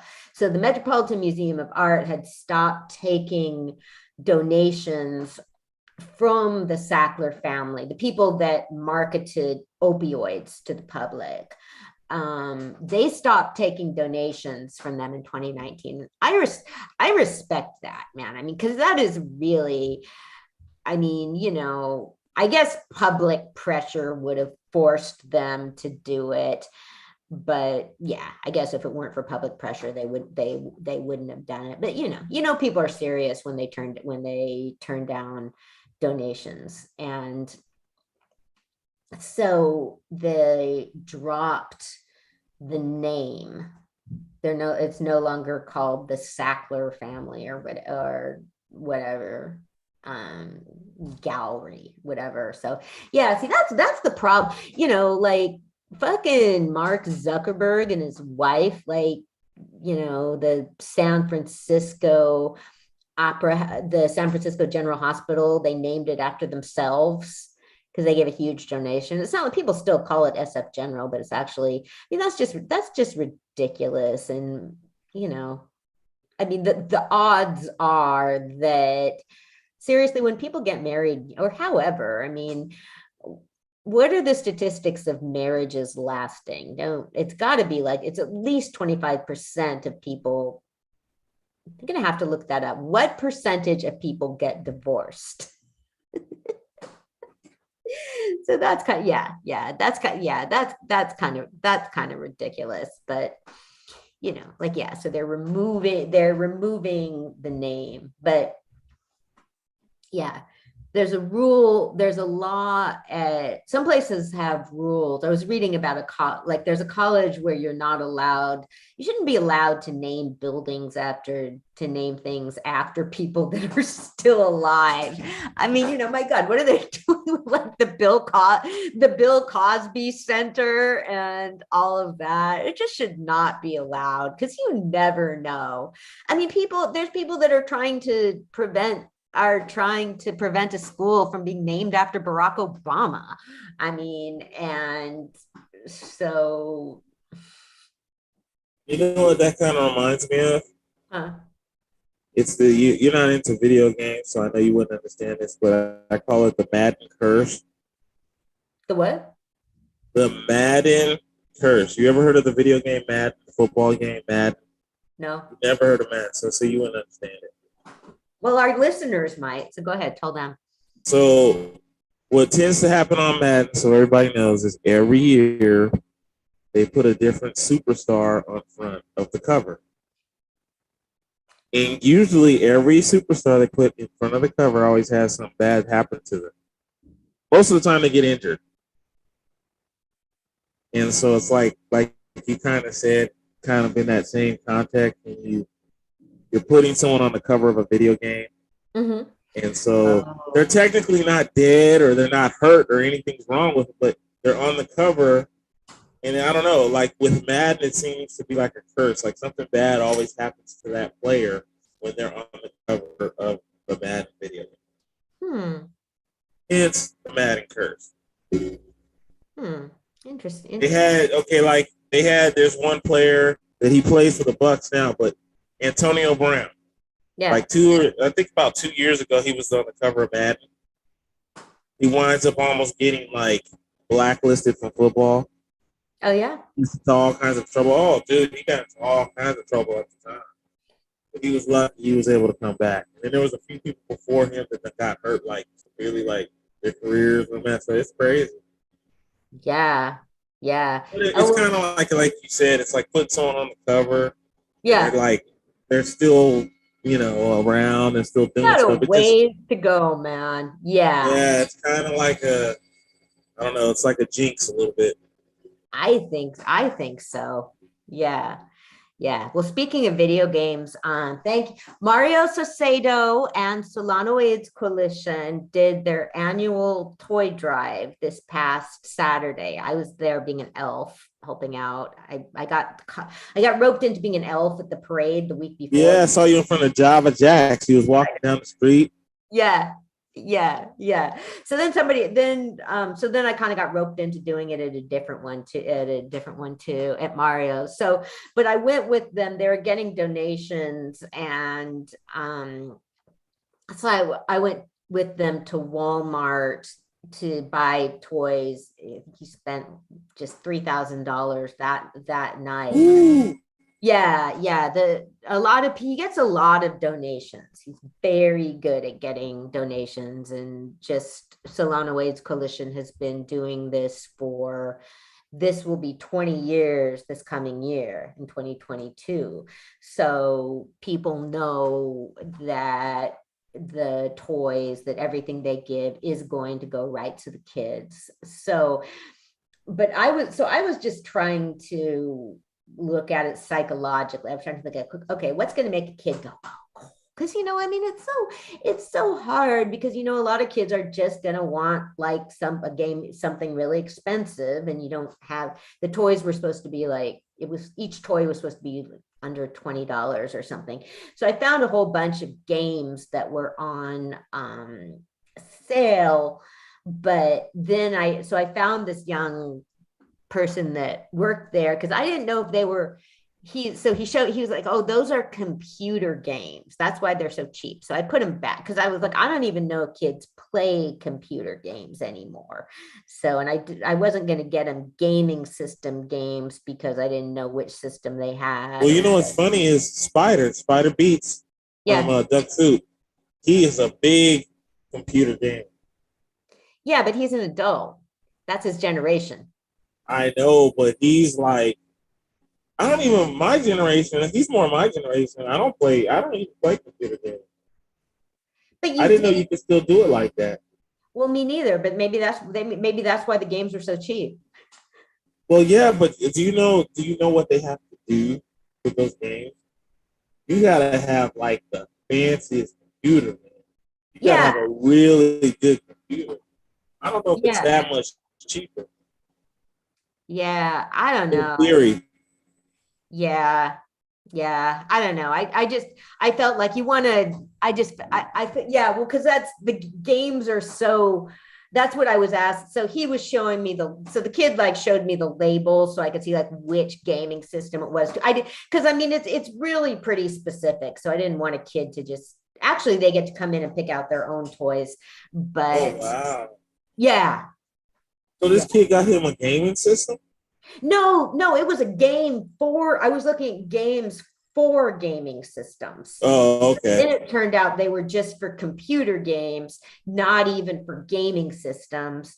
And so the kid was showing me where the gaming system games were and where it would say what kind of game was what and where the rating was and all of that. So it was kind of, I guess a kid could have like picked out their own games if they, you know, since they pick out their own toys, but I wasn't too sure about that. I guess it was pretty specific.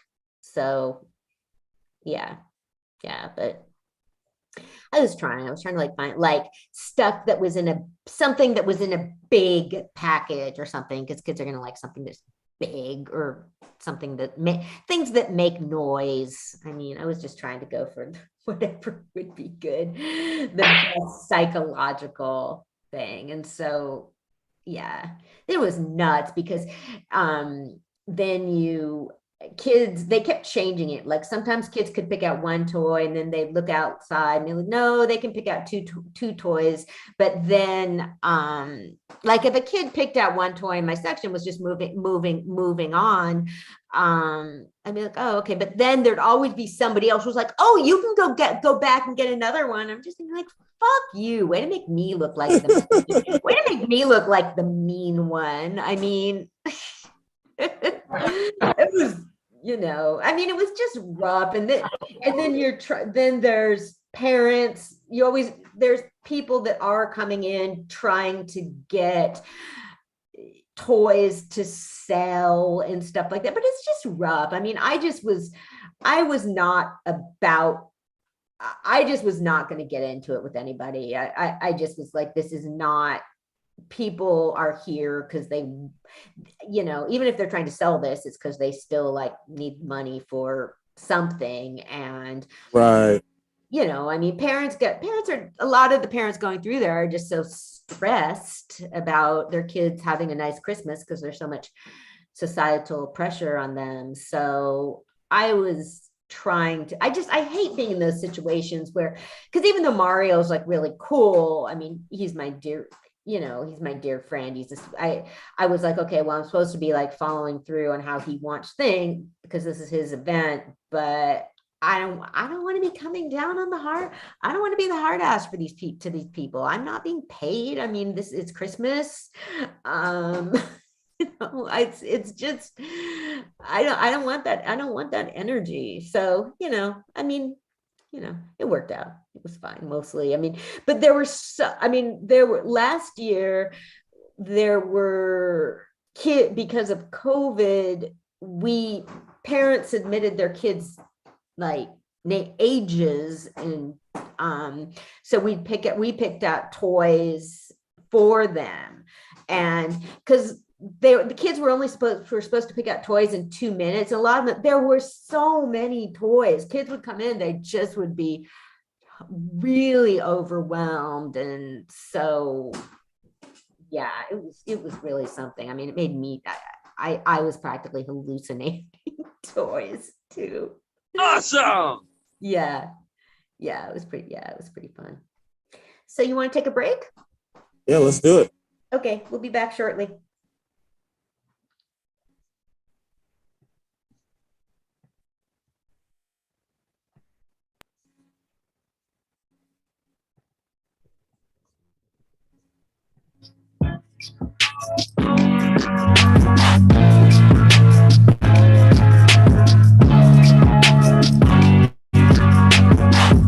You don't let me no more. I can't let it go. Impeccable timing, my soul is aligning. Steadily, readily, heavenly climbing. Head of the board, working my climate. Cold chair went down bad. There's a petition and I need to sign it. Going remedial when I am rhyming. Feel like a lineman, need me a Heisman. My ops like jellyfish, who need a spot? And I hope you find it. Lurking comments, making timeless. All this Facebook activism needs to stop. Screen caps every time I call for real unfamiliar. Like who is you? Facebook cops, run some errands, little FB Karens. Your feelings hurt, and I'm not caring. Don't like the memes that I be sharing. Boo-hoo, pity you. I ain't missing tea. I don't pity fools. I don't make the rules. I just play the game. My teacher school spit yoga flame. You and I just ain't the same. Difference is your ass is lame. You David Blaine. I'm Dr. Strange. I'm Barack. You Herman Cain. Where is your album? Where is your product? What have you done except go and snitch? Real life, homie, you a bitch. I hate the word, but I guess it fits. I drop the disc. I make a hit. I choose a side. You play the fence. You can't even come ride the bench. Facebook camping trips. It gets intense. Stalk my page. Burn some sage while I get paid. You stay enslaved. Working hard for the minimum wage. You need EBT and some Section 8. Get on my face. Ain't no love, it's only hate. You know why? Your ass is weak. Think you woke, but you really sleep. See, I'm the wolf eating up the sheep. I don't bang on computer screens. Say exactly what the fuck I mean and I feel. Word is bomb, words can heal, words can kill. I'm too high, can't match the skill. They don't know about the shit I build. I'm front lines and that's for real. Black August, where was you? May Day, where was you at? What about Columbo? Who remembers that? I ain't seen you as a matter of fact. What about the cipher? You too act to rap? I don't care who you related to. I don't care who you say it to. I don't care who you play it to. You know who I'm talking to. I don't care who you related to. I don't care who you say it to. I don't care who you play it to. You know who I'm talking to. Stop caping. Make a motherfucking observation. Think about who's talking. Learn some motherfucking communication. Use a loaded gun. Your trigger's easy to pull. You can't blame that shit on me if you come to lose your cool.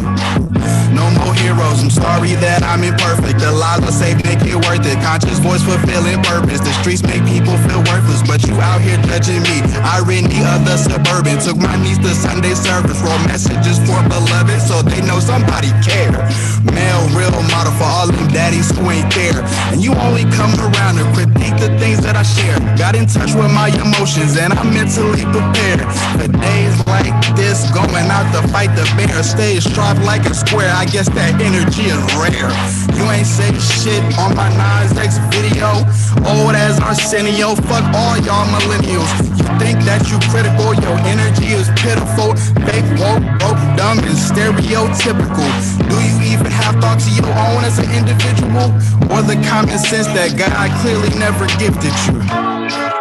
They don't love me no more. They don't love me no more. They don't love me no more. I'm not your hero, baby. Your hero, baby. They don't love me no more.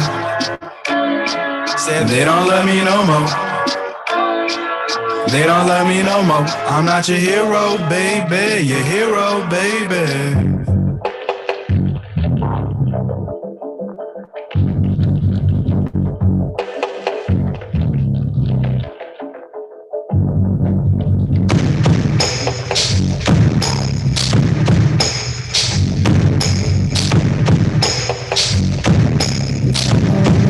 It's that I'm contemplating life through the lens of death. Sleepless nights begging for a rest. Cardiac is sped up from dreams gone bad. Hot sweat on a platter, queen size with a ladder and a pea underneath. Is this how it be in eternal sleep without repentance? Better get started. Hot some water, light a candle and go far in. As far as time's concerned, it's a blur. All I'm in is all there is. This moment in the making of it, better intend on my creations. Cause when I'm creeping through my back doors, distractors get what I asked for without paying attention. So it's stole from me. I wanted deep sleep in my place. I squeeze parables between a few bars just to get space. They got a hold on me. Went to my highest mirror and it told on me. How you doing? Nah, how you being? What happened to you, cuz? That's all I'm seeing. So how is your hearing? Better check the rhymes, Q-tip, and follow advice from this chick. Like, how you doing? Nah, how you being? What happened to you, cuz? That's all I'm seeing. So how is your hearing? Better check the rhymes, Q-tip. So you better check the rhymes. No guess about the quest to be daylight, my soul.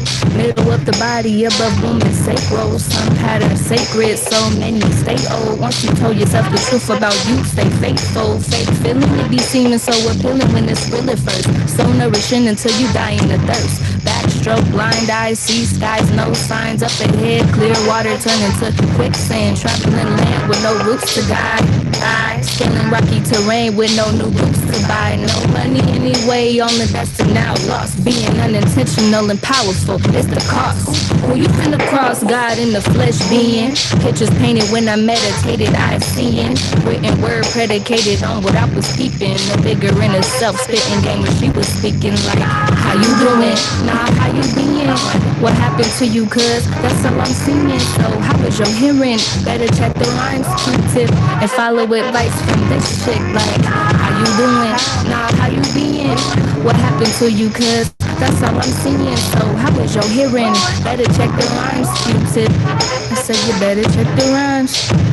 Yeah, shout out to Summer Man and Armani Jade. This is their music, man. Bumping as usual. Black Man Meat. Anna, you ready to do this? Let's go. Yeah, I'm here. Yep. I'm here. Okay. Here we go. Cool. Was just charging, and we had Trika here, our friend and our friend and podcast colleague, or yes. What's up, Trika? Trika, man. It has been a while. We're live. So, okay. Now who else? Okay. So I was just reading about, Madagascar is a group of islands off the coast of Africa. And I've been reading about a helicopter crash there, and the minister of police, I guess I'm not sure what the equivalent was, in a helicopter crash and swam for 12 hours to safety. I didn't think it was possible to swim for 12 hours. Probably floated.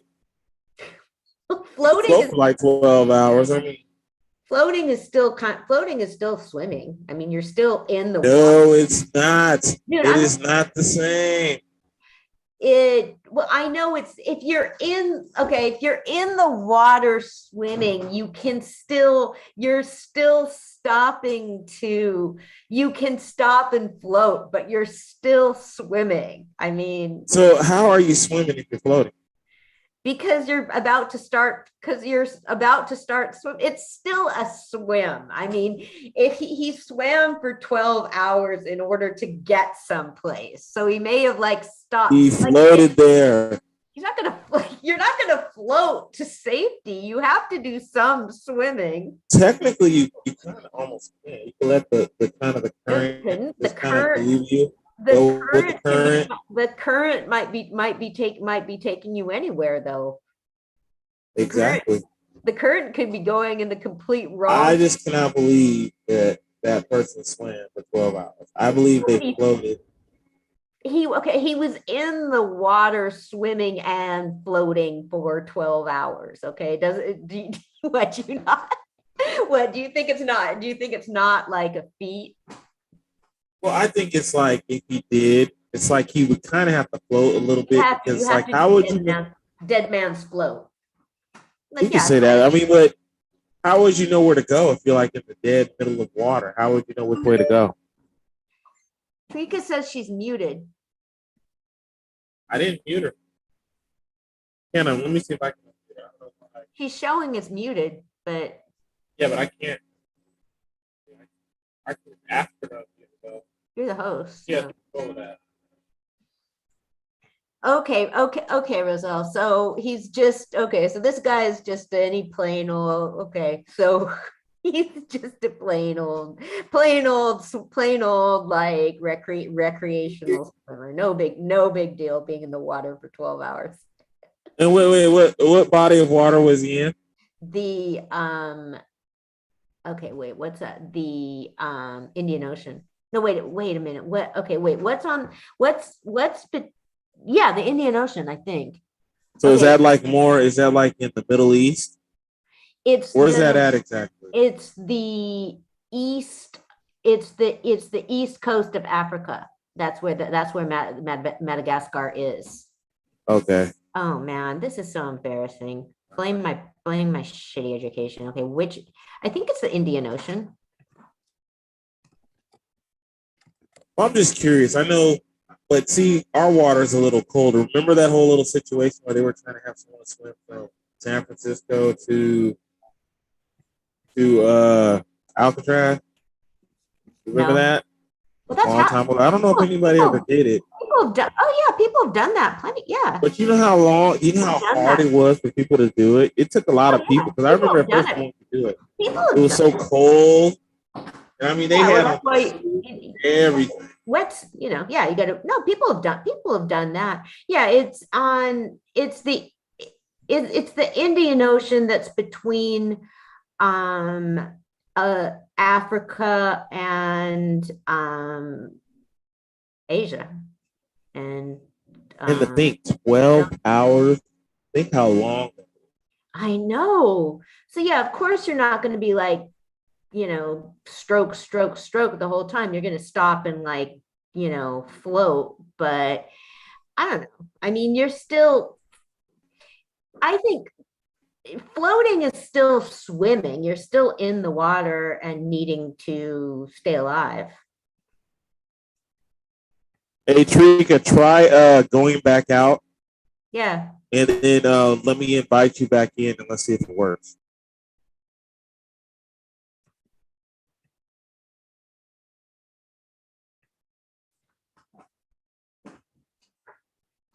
So that was okay, and that's pretty bad. That's pretty badass.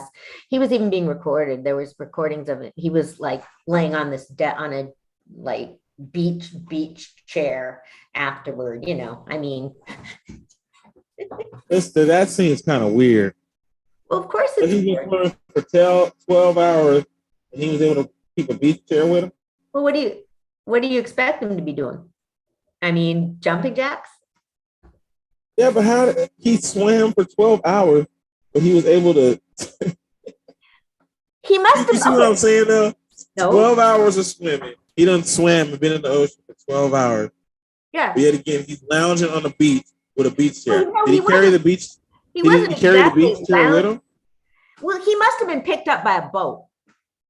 Oh, okay. God. He probably didn't swim all the way into. See, that's what I'm saying. Okay, I get it now. See, the way you were seeing it, I'm thinking he done swam to land. Then you said he had a beach chair. I'm like, what did he do? Strap a beach chair to him at the same time? Well, he was. I mean, no, he was like just sort of laying on the beach chair. Like, no, I mean, he obviously looked exhausted. No, I mean, he wouldn't have been. I mean, yeah, there's going to be a lot of boats out there. Somebody must have picked him up. That makes sense now. I thought I was the skeptical one. You're not showing as muted now, Trika. Her video's off. Trika, you there? That's weird. Yeah, she says she can't unmute herself. Oh, here you go. Connect the audio now. There you go. It doesn't mute it.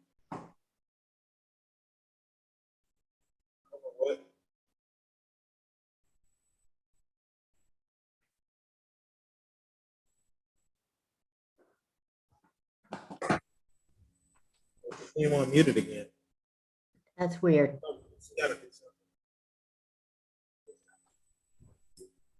That is weird.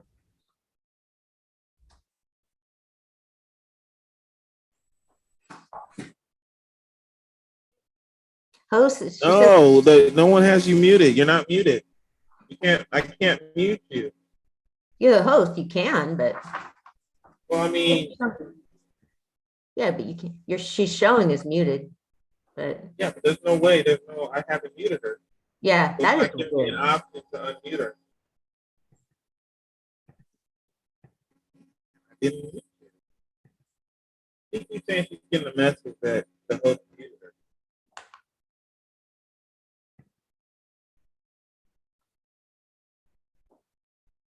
She went out and came back in. Damn it.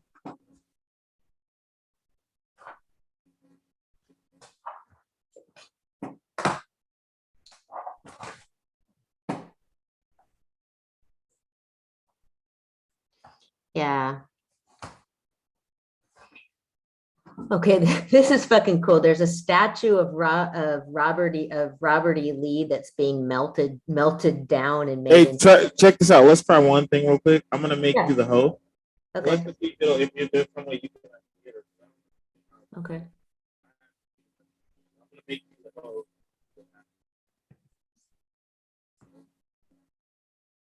It's enabled. So now try it. If you show anything there's nothing shows us. Okay, I'm just wait, where she must have. I just clicked ask to unmute. That's what I clicked on. Weird. She must have. Well, I'm gonna make you. I made you the host, and when he comes back in, see what happens. Okay. Yeah, so statue of Robert E. Lee is being melted down and made into works of art of other people. That is fucking awesome, man. I mean, metal's really expensive, and there's so many of those fucking statues. I know, like,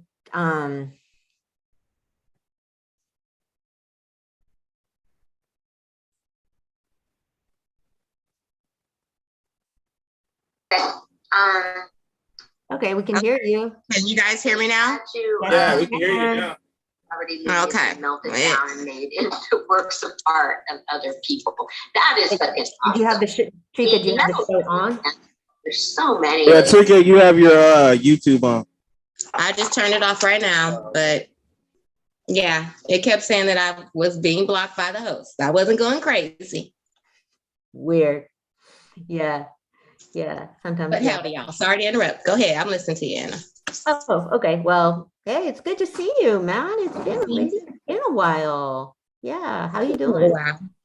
Doing good. How are you? Doing pretty good. Thanks. A little aggravated with a couple things going on, but I just was telling I felt like banging. I'm just in a situation with some things I'm working on where I feel like I kind of feel mistrusted or doubted by people. And I'm just, sometimes you're just like, why the fuck are you I mean, I've been spending the time, I've been putting stuff in. Just because like your imagination isn't there, why are you doubting me? So yeah. Which is, I mean, and me knowing who you are and knowing your track record, I know you don't do anything minute. You know, you put everything into it. You do the research, you go, you know, you grab your speakers, you got your movies, you know, you put things together really well. So those doubters are just haters. Don't let that wreck your flow. Keep doing what you're doing, because I think a lot of people doubt what they don't think that they can do themselves. So they put that doubt and project that onto the person that is doing that thing, that's doing that they want to do. Seriously. It's insecurity. Yeah. People are just stupid and crazy lately. Yeah. And some of it's been this communicate. I've been trying to get, and it's a balance thing, because, you know, we were talking about advocacy and allyship and all of that. And so I'm just having, because I really want to do the civil rights things with the sign language. And so, you know, and I told people, the deaf people signed this. I mean, people wanted to do that. People told me they wanted to be more involved. And so I submitted this letter, and the attorneys are looking at it. But I let you know, one of the other people know. I was like, okay, well, if you want to take this legal, I'll help you, but it needs to be them. And what a lot of people don't realize is that, I mean, doing a lawsuit is really stressful, very stressful, and people do it because they want to do a lawsuit. I mean, you know, the children and young people that desegregated schools, they did it they wasn't about going to that specific school. They did it to politically, and they suffered and was treated. So yeah. So we'll see. Because I'm checking which parts of it are my own ego with trying to get this project done. And so yeah. And it's when you have people, you know, watching you, and, you know, your every move and everything is like, okay, well, I don't want to fuck up, because you guys are just looking for a reason to give me shit. So seriously, well, they practically had one too, because when I wrote to them, because every fucking time when I advocate for ASL, people like immediately say, oh yeah, we should be doing this, and we should be doing Spanish, and I'm like, no, it's not the same thing. And so I put down, so when I wrote to them, I said, this is unrelated to Spanish. You can learn English, but you can't learn to hear. And people are like, oh my God, this is a terrible thing to say. I'm like, it's the truth. Yeah. And I'm like, I'm just going to fucking say it. And if you think I'm racist, that is your right. But I'm just going to fucking say it just to get this out in the open and try and explain this to people. And so it's really pretty. People that are deaf can't hear. They can't make that decision. No. And, you know. And people that only speak Spanish, they can make a choice to go and make an effort to learn how to speak English, and vice versa. They have choices. They have options. I think this world is way too sensitive nowadays. Like, everybody wants to have every fucking thing that everybody else has, and it's not the same. It's not. Just because you're a marginalized group is not the same as you being that marginalized. Exactly. That's a disability. Yeah, when I spoke last week, and I said, okay, and that was the exact word I used when I spoke last week at City Hall. I said, like, okay, this is not all. You might think it's social justice to lump all marginalized groups together, but it's not. No. We don't all have the same struggle. We don't all have the same fight, and we don't all have the same flight. So you can't group us in one group and say, oh, well, they're getting it, so we should all get it together. No.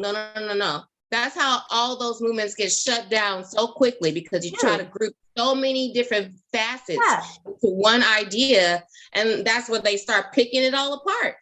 And it's like, you gotta stay geared on one thing at a time, Yeah. And then progressively move to the next thing if it so permits. It may not even lead to that. You know what I'm saying? Like, what people actually want, the people that were so, I was like, okay, it is really hard to get to know, to build relationships with deaf people. It's really hard. There's a lot of mistrust and suspicion. And so I was like, okay, if you guys wanted to start having to have Spanish translation at meetings, you could have done it 2 years ago. You speak Spanish, okay?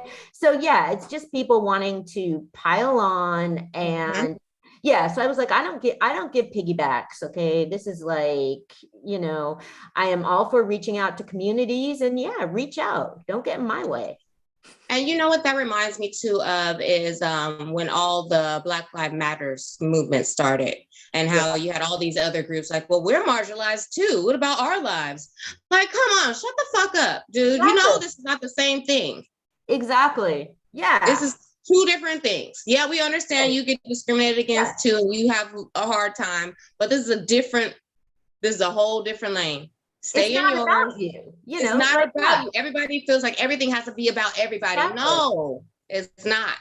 Exactly. Nice. You know, and the point is, and you know, then the like hashtag, then the like, okay, the reason that people are saying it, Black Lives, it is very specific, and so yeah. And honestly, like, I understand, and as a marginalized person, a Black woman, I'm not going to say, hey, well, you know what, Anna, you need to throw Black women in there too, because, you know, we can hear, but we're marginalized. No, we have a whole different fight. And you have and you have and there's Black deaf women. And that was so that's other people would say that, be like, oh yeah, we need to reach out to Black community. I'm like, yeah, and there's Black deaf people. Okay. This is like, you have to learn where people are coming from and learn about them. You're not respecting people by throwing them all in, you know? And it sickens me to see how that happens. Even when, you know, it goes other ways too. I'm like, y'all, come on, that's not even our fight. Like, let's, you know, we're just, you know, doing too much nowadays. Everybody wants to fight, but it takes, like, I don't hear a whole bunch of people who advocate for ASL. You know what I'm saying? So don't try to take away from their you know, their acknowledgement of what their struggle is. That's what I feel like it is. It's like, well, oh yeah, you're going through that, but look at what I'm going through. Like, this is not a competition. And that's what we're totally getting at, because autism is a word, and autism, it's not just discrimination, it's cultural devaluation. It's trying to shut down a culture and saying that people don't exist and that they don't have their unique characteristics. And then so you have white deaf people saying like, oh yeah, we're discriminated against, how we're being treated is like how Black people are being treated. Then Black deaf people are like, hold on. So yeah. So the project I'm doing in January is partnership with National Black Deaf Advocates and people. And I was like, I put in a lot of fucking time to get that relationship I mean, and it is a big honor and a big responsibility that people are willing to attach their name to me. And so that's, I mean, I'm definitely I'm anxious about it, you know, just because it's deep. It is, I mean, you know, race is deep. The Black white thing is deep. Deaf hearing is deep. So yeah, I hope. And I'm sure like that group of people in general just already have a hard time being understood. Yes. By society already. So to even try to put more confliction into that is like, you know, let's not do too much. Like, let's one foot in front of the other. Like, and don't make it more of an issue than it already is. You know, it already has so many levels to it. We don't need to create more. Like, absolutely. Yeah. And I don't hear a lot of people who speak about that community very much, especially not the Black side of it either, because you have to think they get so much they get ostracized so much, not just by society as a whole, but by their own communities, because a lot of us don't even know how to communicate to them. Yeah. And then in so then, I mean, with disabilities rights movement, you have the same thing. You know, I mean, I'm like doing an oral history with my friend Brenda, an African-American lady who's 75 years old. And so she was talking about getting to New York City and going to these consciousness raising groups in the 60s. And she's like, they're all white women. So I was like, okay, and this is going to be the next 50 years or whatever. So yeah, so the disabilities community is racist too. And so, yeah. You can't escape it. That's the sad part. You can't, no. And, you know, and you need to try and just acknowledge and not try and hide it and not try and do a big pile on, you know. And I'm like for me, I mean, kind of how I describe it in some respect is that I take my problems seriously, but I don't feel that other people need to, because it's societal, you know. And so I'm coming from definitely from a position of privilege, and I'm like, yeah, nobody's saying I've had challenges and pain and trauma in my life, but it's from a white person's life, and I'm not going to try, and that's what it is. And I'm like, nobody is denying that by trying to address racism. So yeah, people you got to be able to get out of your own head a little bit, you know. And it's like, because nobody's against you because they aren't talking about you. And if people are against you, that's their right, you know. Right. Exactly. Yeah. And if you feel some type of way, you go stand up for yourself over there. Yeah. Don't come and piggyback on me because you see me doing the dirty work and getting down and dirty in the trenches, and then you want to come and, you know, eat off of the work that I've done. No. Go build your own movement. Go start your own conference. Go, you know, do your own research, and then you lead your own movement. I think people always want to go look for someone else that's doing it because they don't want to be that person that's head of it or in charge of it, or, you know, that's the forefront. They'd rather be behind someone else and let that person take the bullets. You know what I'm saying? And I mean, I refuse to do that. I'm like, I'm not about to let anybody else tailgate off of me anymore. Nope. No, you're not. It's not worth it. And it's so stressful because it's like I'm worried about pleasing everybody when I shouldn't be worried about pleasing anybody except for the cause that I'm fighting for. Yeah. Yeah. I just, you know, for some reason I saw this, oh shit, I don't even remember what the actual thing was, but you know, I mean, I just turned 54. I went through, it was a certain period in that statement I sent you today. So I saw this statement today on Twitter that was you're allowed to mourn the person you might have been and the life you might have had. And just the Absolutely. word, yeah. There was a period in my life where I really felt that way, that I was mourning stuff that had happened, like stuff I hadn't been able to do. And, you know, I wasn't stuck in it. I wasn't obsessing with it about it, but yeah, you know, you're not being weak by, yeah. Not at all. And I think that people feel like, well, if you want to do it, just go do it. You know, don't cry about it. Don't mourn about it. Don't grieve about it. And it's like, well, first off, don't tell me what the hell to do. Secondly, mourning and grief is a part of healing and growth and becoming healthy within yourself. Yeah. Mourning a part of you that you thought you were supposed to have is not necessarily a sad moment. It's you acknowledging that. Yeah. And for the most part, is you coming to realize that that wasn't supposed to be your life anyway. So instead of you trying to hang on to it and keep trying to bring it in, it's like you say goodbye to it. You have a little peaceful funeral, you mourn it, and you move forward. It's the death of an ego type of thing. So, I mean, I've been going through my ins and outs of, ups and downs the past couple of weeks. And it's like, you get those people like, well, you got to just stay positive. Just stay positive. It's like, Now, if everybody around here just stay positive all the fucking time, we wouldn't grow as a people.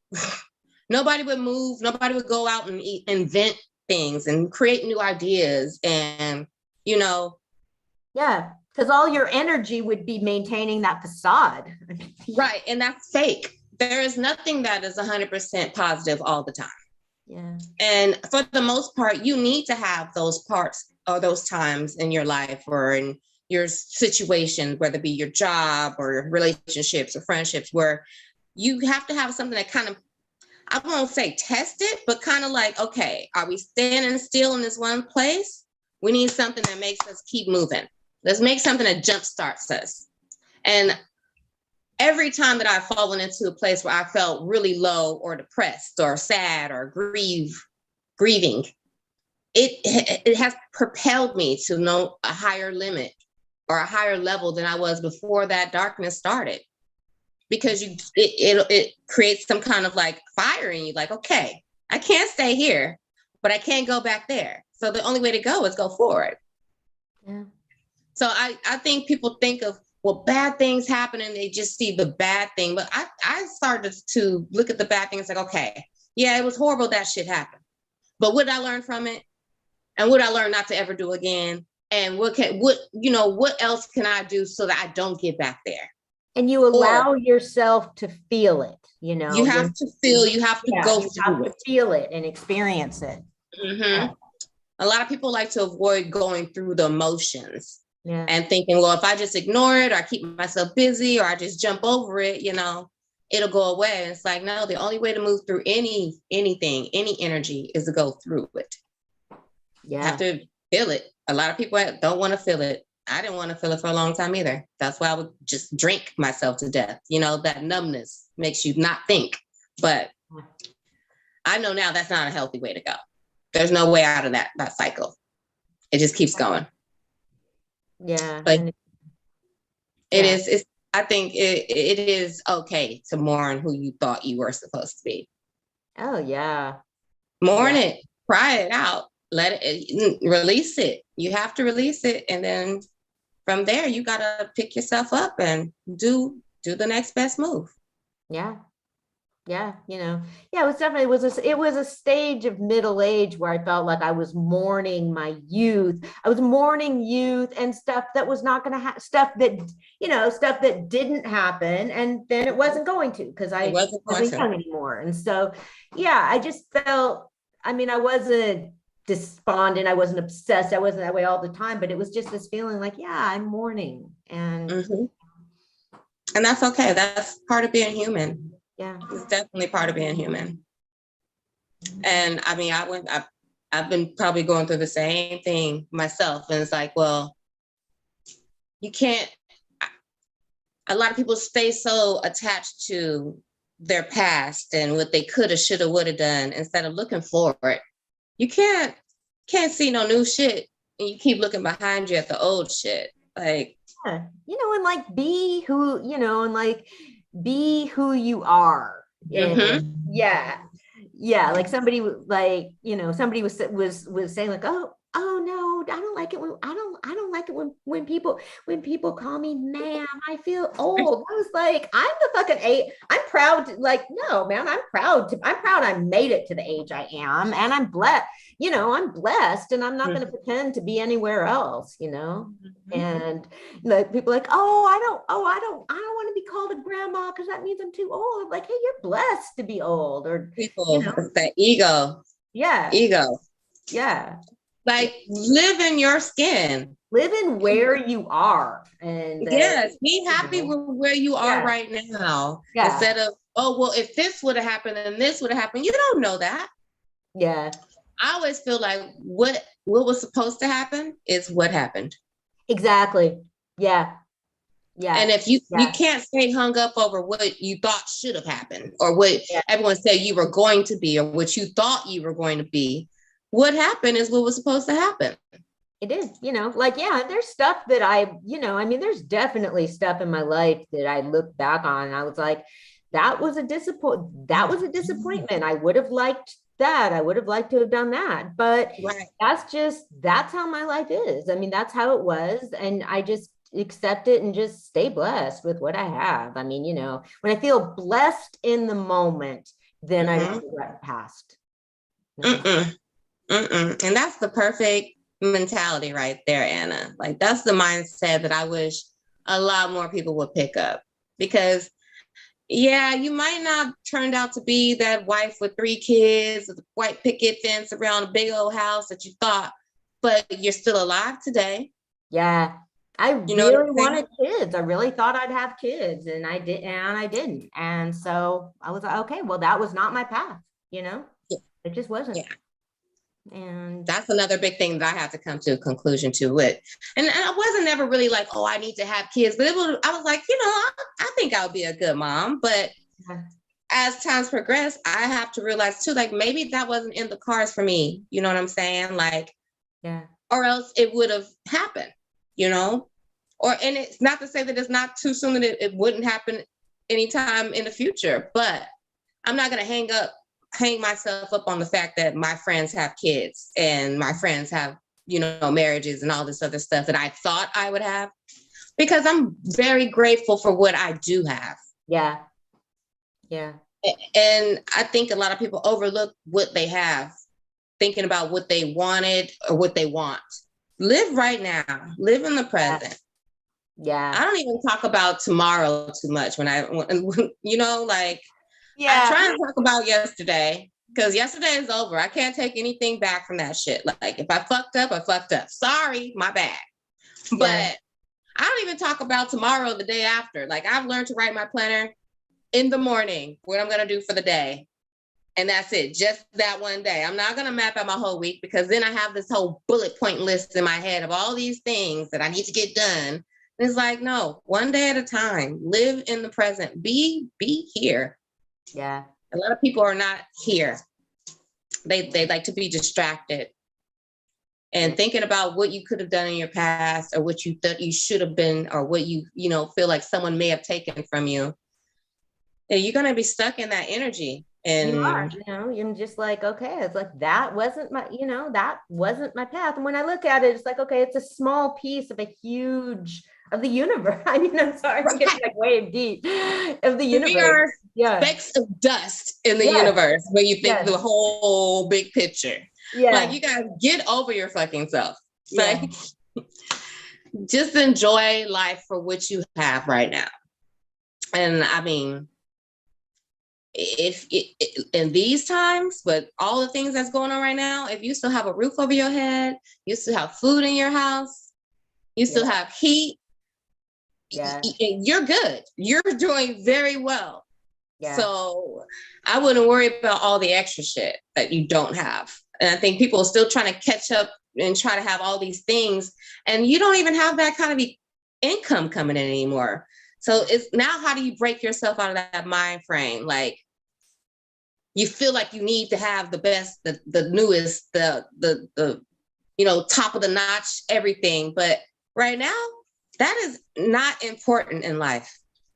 We have way more important things that don't require lots of money, that need to be built and focused on. And earlier, when you were mentioning about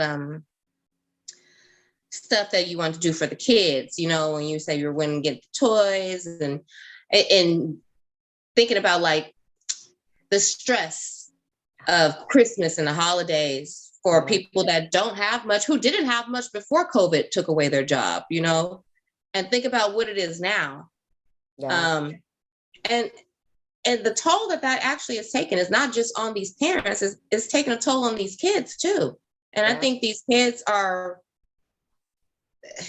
I hate to say it, like, they are the ones that are going to be affected the most by this. Yeah. because they didn't get to come up like we came up, not like we were, completely free, but we were freer than this, and I mean, I was a pretty social kid, but that would drive me insane not to be able to go to school and, be a kid.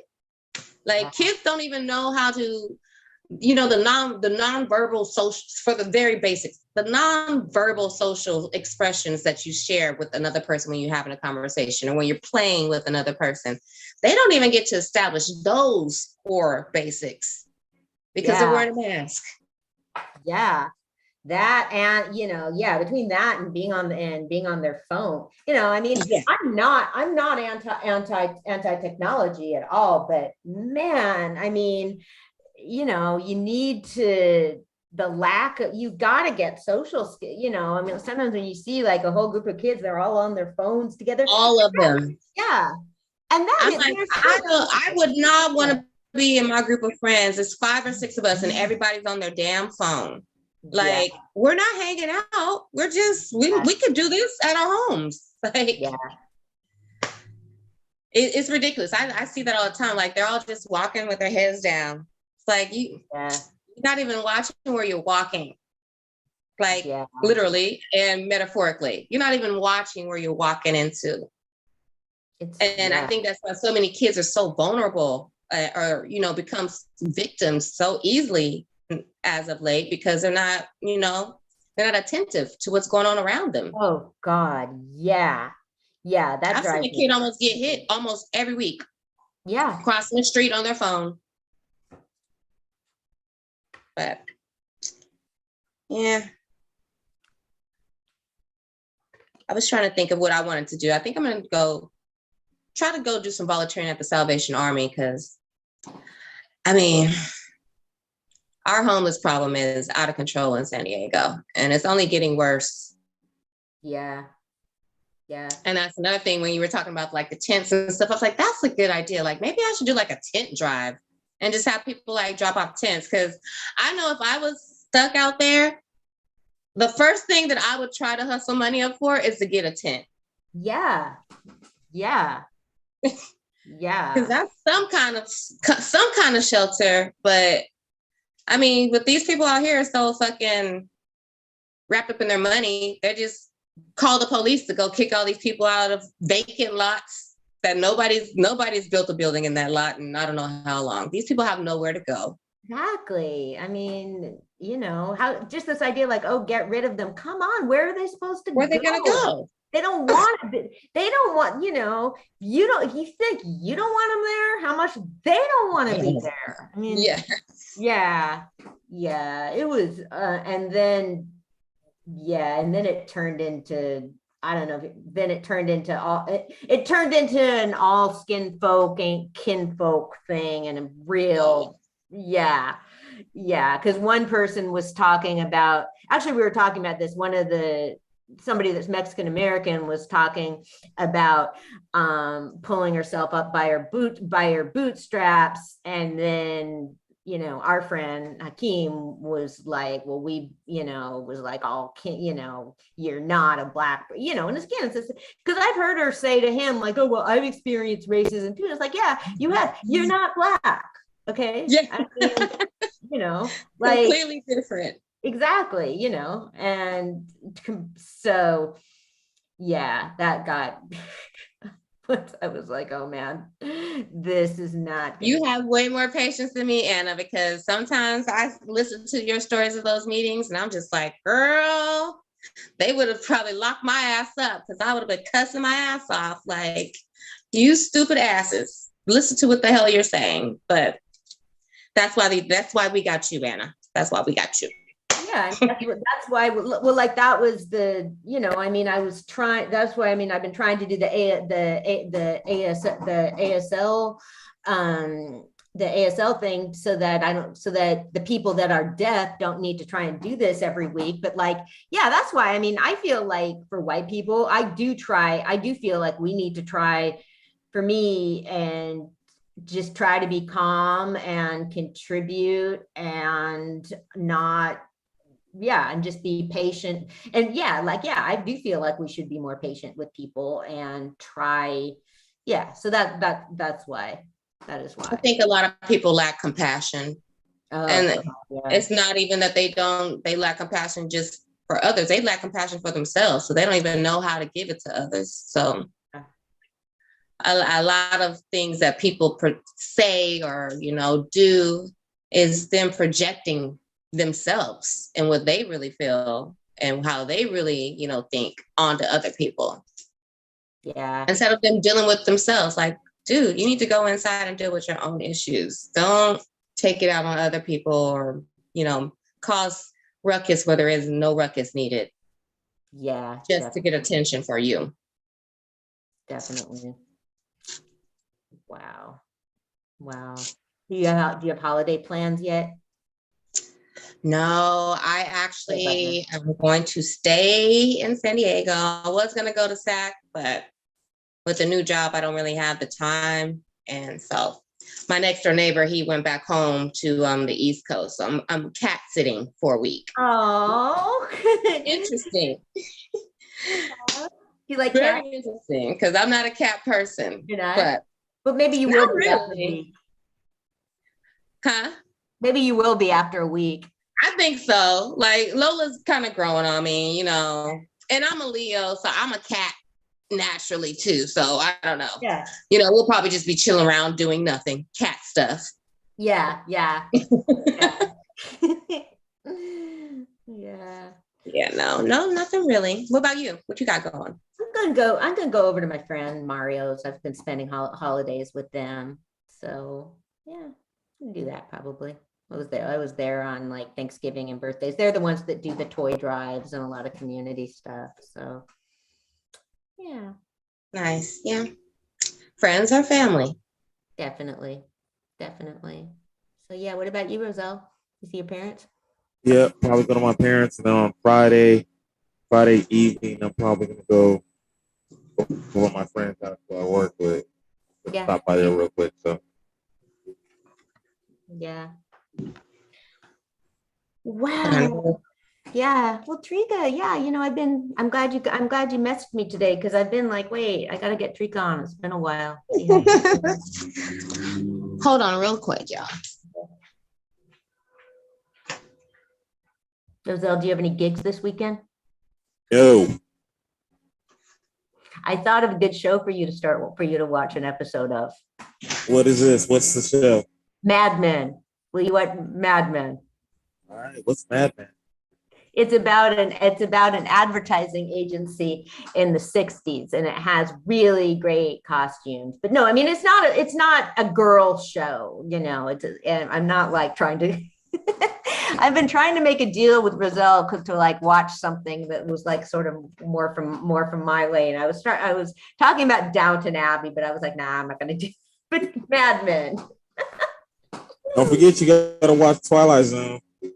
I do not got to watch Twilight Zone. No, that's not everybody. I remember I had tons of friends watching it in the 80s.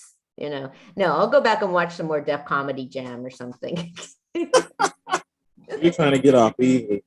You got to watch at least one. Oh man, watch the movie. I could have watched it. No, I could have watched it back then, man. Mm-mm. No Twilight Zone. Mm-mm. All right, Alfred Hitchcock then. Alfred Hitchcock? Why? Yeah. Alfred Hitchcock. Sure. I'll let you get. Well, oh yeah. Well, classic films. That's totally my arena. Twilight. They have classic Twilight Zones too, though. You know that, right? Isn't classic. The movie was from the 80s. They have classic Twilight Zones over before the 80s. I'd rather watch Star Trek.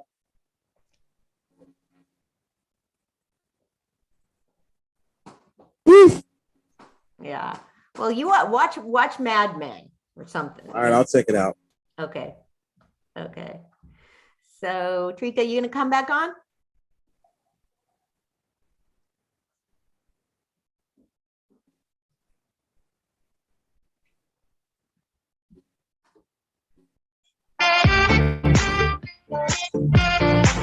Oh, we got to talk about this. Okay, because I was listening to it. We didn't even get to The Sopranos today because I was listening to an interview with David Chase because a couple of the actors from Sopranos have been doing a podcast for a year and a half, and they just finished it. And the last episode was with David Chase.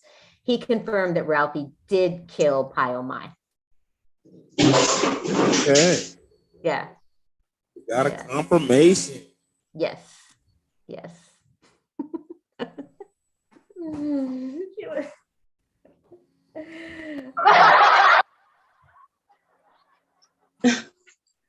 What was that? Somebody laughing. I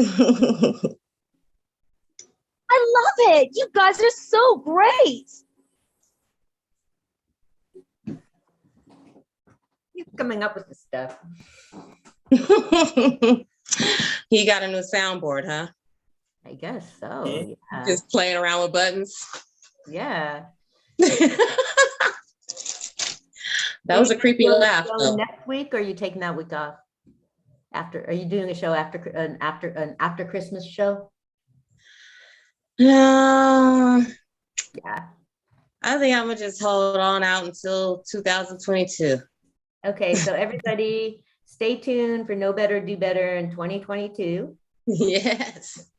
It'll still be on Thursdays. I think we are going to shift our time up to your slot. I mean, 8 o'clock.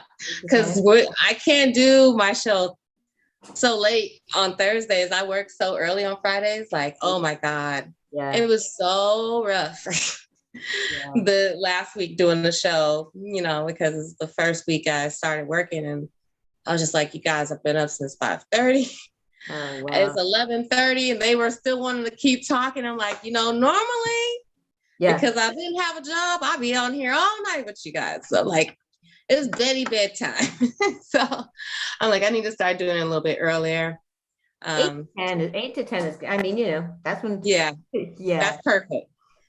But like going 9 to 11, sometimes, it gets a little deeper. We go over 30, 45 minutes. I'm not getting to bed until 12:30, 1 o'clock. I'm just like, oh, this is not working for me. Yeah. That's not going to work. But it's good though. We're going to have to get you on the show. I'm surprised we didn't get to get you on yet, but yeah, one of these we days. will. Yeah, every other week. If you could just got every other week, then Yeah, it's kind of hard because everyone, you're trying to fit everyone else's schedule when I only do the show twice a month. It's kind of trying to crunch it in. Once we went every week, I was like, oh yeah, it's definitely bringing more people on. Yeah. And Jamila, I don't know. I told her I told my friend Jamila, she's a good friend, and Roselle, I'm like, come on. I was like, you can forget about me, but Roselle wants to meet you. Yeah, I've heard so many things. I've heard you talk about her more than once. Yeah. Was she supposed to come on tonight? She was listening. She was listening for like half an hour or 40 minutes. So I'm like, why don't you just come on the show? Yeah, the elusive one. But yeah, I met a couple other people over the weekend that want to come on. So yeah, it's real cool to be able to have that option. Mm-hmm. So picking up speed here. Okay, well, everybody, it's been Global History Radio with Roselle, Anna, and our guest Trika. Yeah, happy holidays. Happy holidays, everybody. Happy holidays. Happy holidays. Oh God, somebody take that thing from him. I know, huh?